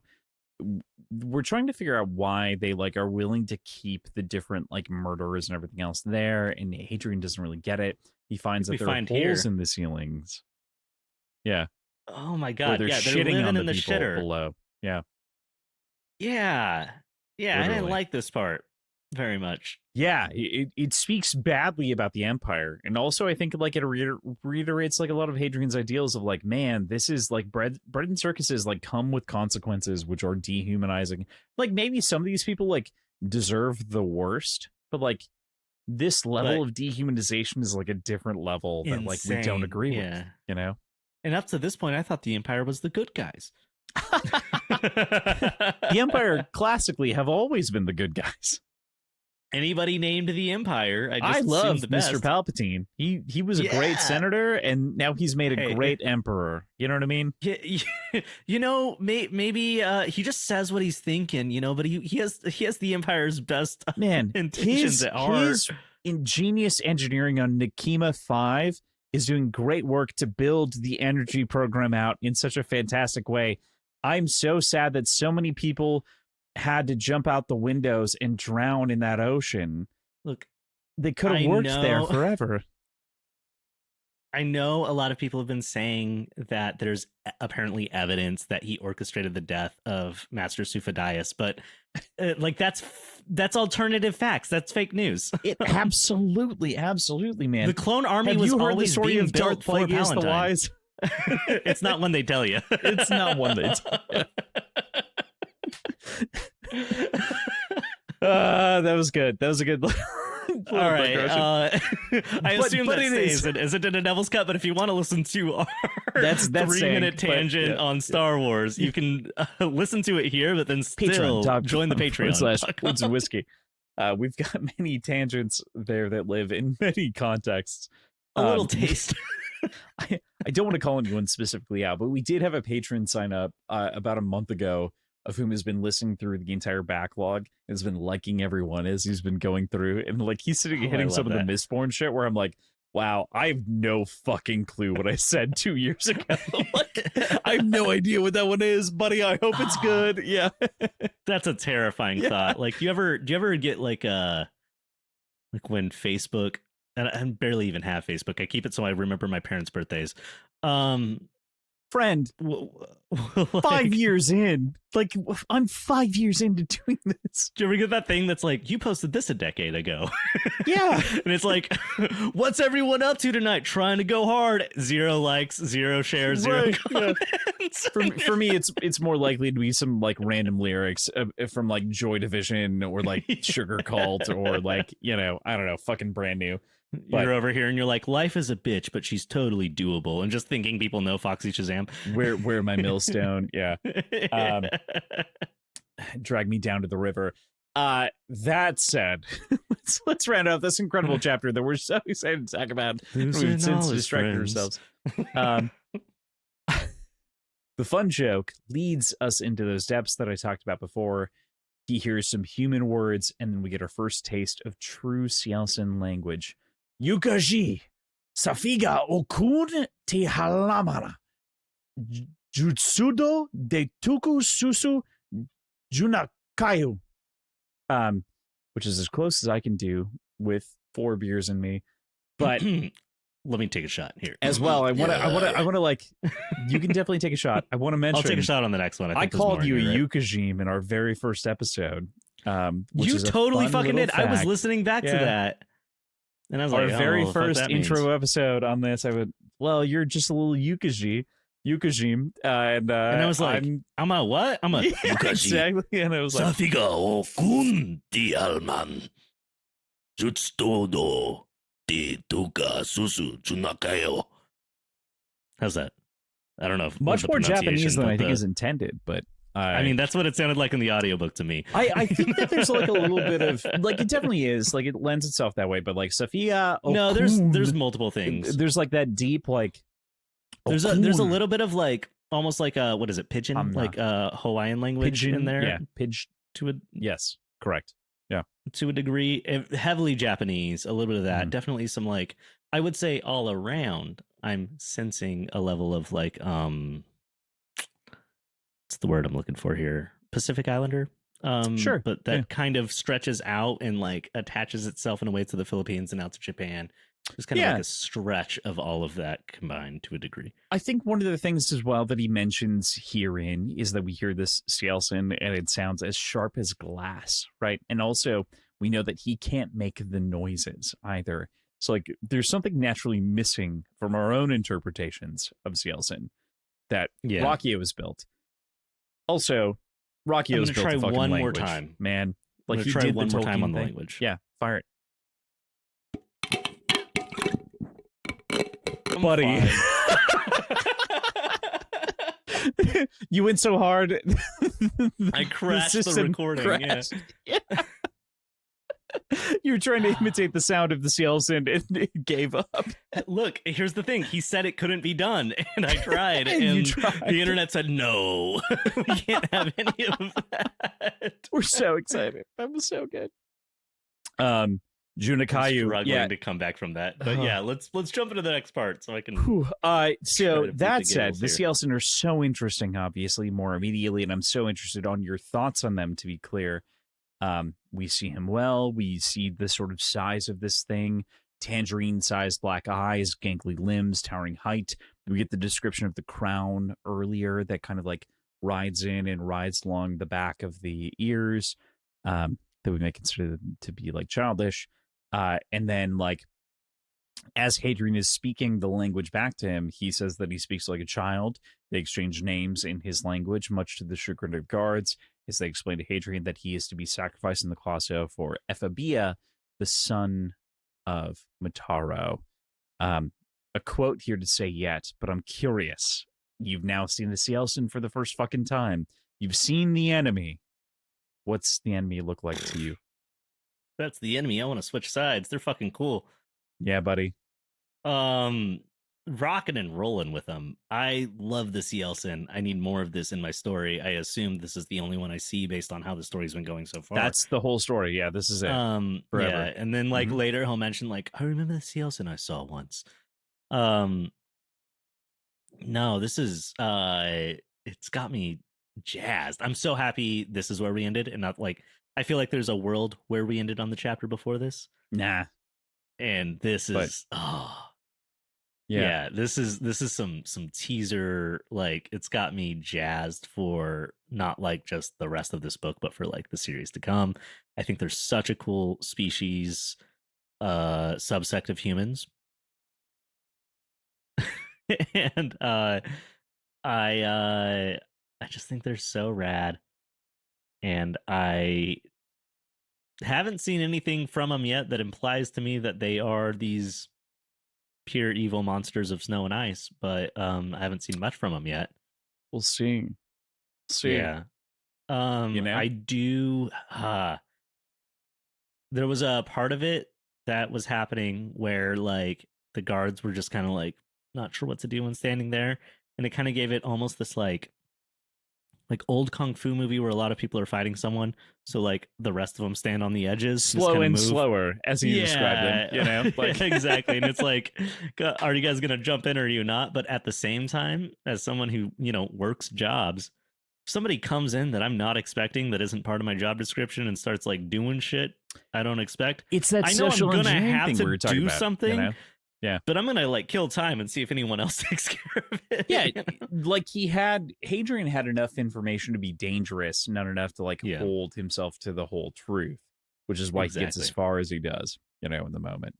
So, but yeah, I love the descriptions here. The 4 nostrils, big eyes, the crown.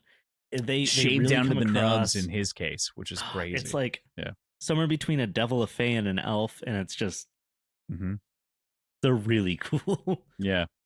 I love this longer quote here that I'm going to read. In all the stories they have told me, all the ones I've heard, even some of the ones I've started, no one has ever gotten the scene quite right. My first encounter with the enemy. I've heard it said that I slew the beast in Colloso for Alamesh to see. I've heard it said again that it was not in Borosivo at all, that my first meeting with the Cielcin was at Caliga in the south, with Ictani Uvanaru amid the ruins. The operas and holographs sing my praises in battle or curse me as a sorcerer, make us tipping poison into the Emperor's ear. None imagine, none believe that our first meeting was amid sewage in the basement lockup of a sweaty Colosseum gaol. The meanest, most provincial of circumstances, entirely without pomp. How, said again, Simca, not well. Not well. Oh man, to have those be the last words I'm allowed to read is so sick. So good. Mhm. Not well. Also, You're I do not want to gonna point die out well. that Yeah. I could be totally wrong on this, but based on my Reddit usage for Elden Ring, Mhm. GOAL is jail. It's just an Gowl? old. Is that the old? It is jail. Yeah, Huh. it's a very very old English way of saying jail. I totally believe that. It totally is. I just like have always seen it. I was Spelt that reading it way? as gowl, Yeah. gowl, and then I would see people honestly, talk about like our document go to- autocorrected it to goal, but I knew that it was gowl. Like, you know, yeah, so it's Yeah. jail Jail. is how Okay. it's pronounced. It's where we get our word makes jail sense. kind of Yeah. from. Hmm. Just had to. You're always having things where you're smarter Yo, than me. I had to have a do one. it when you can. Yeah. not not that I'm like the overriding intelligence. Look, I just mean, no. please Here's the thing. Please add. I would love that. I'm not going to get another one of these for 4 more episodes. I have to take this. There will be plenty, I promise. Yeah, in 4 episodes, but over 200 episodes. That said, I'll get 50 of them. Yukashim, give me your feet out on this Cielcin. How you feeling? Oh my How's god, you feeling about our boy?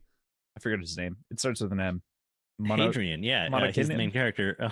Oh, for sure. I'm talking about our Cielcin boy. I don't think I like clocked his name. I know that it's said. Yeah, I'll look it up. Continue though. He's better at Apatheia than Hadrian is By far, for sure. Yeah. Just such a cool dude. Like, I know that I'm probably gonna get introduced to some absolute fucking monstrosities here, but man, like, am I gonna die? Yes. How? Not well. Knock a snum. Yeah.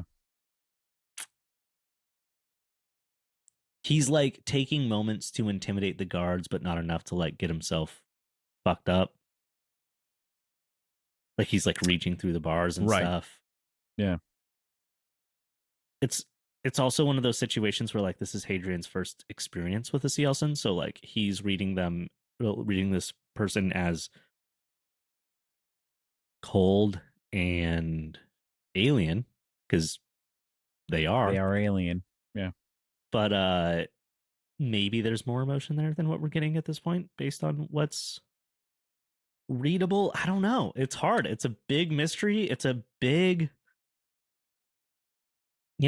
pale white, bone crowned, heavily muscled, 8-foot, sexy as hell mystery. Yeah. Big ol'. I feel like we accidentally slipped into one of the Books and the Baddies books based on this guy. Based on the monster description. Yeah. It's like, and he slides right into your bed, and it's gonna be he's a great played time. by Jacob Elordi with a lot of scars. What's going on? For sure. Okay. He's from a lot of bodies. And also he Del loves Toro's here? leaves. Yeah. He wants some head pats? Yes, ma'am. Head pats, leaves, and he will provide milk. But yeah. That said, Josh, I would love for any other thoughts that you have on these Cielcin before we round out the week. How you feeling about this first introduction to the enemy, as Hadrian calls them? There's a lot socially. There's a lot genealogically. Of course. That I would like to learn because of thoughts that have been planted in my head by the author on purpose. As though. However, there's also like some major, just as we've gotten already for humanity at this point, some major societal, technological, and historical questions and religious questions I want to know about the Cielcin. I don't know. It's like, we've taken all this time to develop the empire. And I know there's multiple other like human cultures to figure out too that are going to take a lot of time to get there. We get a little drop in there, which is, one of the rumors is that the first time Hadrian fought or came across a Cielcin was with Ictani Uvenari, which So we're gonna get an Iktari at some point, or an Iktani. Urktani, not Iktani. Ah, Those God are different things. They're so damn it! fucking The curse close. of listening instead of reading. Yeah, it's not an Urktani. It's Iktani. You better be an Urktani though. It's not. I'm gonna just tell you, it's not. Yeah. More Even bird alright. people, more Cielcin. All these humans can get absolutely ripped out of my book. I want Aarakocra. I want Aarakocra and I want Goliath fucking weird elves. I want with Aarakocra crowns. and Goliath Fae. Goliath Drow. Goliath. Yeah, I want Aarakocra. I want Drow and Switch. You can stay. Yeah. Everybody else get the fuck out of my book. Right. And then bring me Saltus because I feel like he's a dwarf. So... That said, our story this week ends on Hadrian getting stunned by the guards. And that's where we go out. Loves getting stunned. He keeps doing Man, it. guy's so good at it. You know what I mean? There's gotta be an easier way to get stunned. so many easier ways. That said, again, next week we're going to be reading The Count and His Lord through a game of Snake and Mongoose. So The Count and His Lord through a game in Snake and Mongoose. Again, 9 chapters, should be nice and clean. This whole book will be covered in 8 episodes. We're going to break up a couple that I think I would generally include later on, but that's because of the holidays. We're going to do them as a little bit of like a paced set. Generally, I would combine them, but Josh gets to suffer. You guys get to enjoy over the course of the holidays. And we're all going to enjoy it. Of course, The Count and His Lord. That's a literary reference to The Count of Monte Cristo. And yes. A Game of Snake and Mongoose is obviously a classic literary reference to a game of Snake and Foxes from or Snakes and Ladders.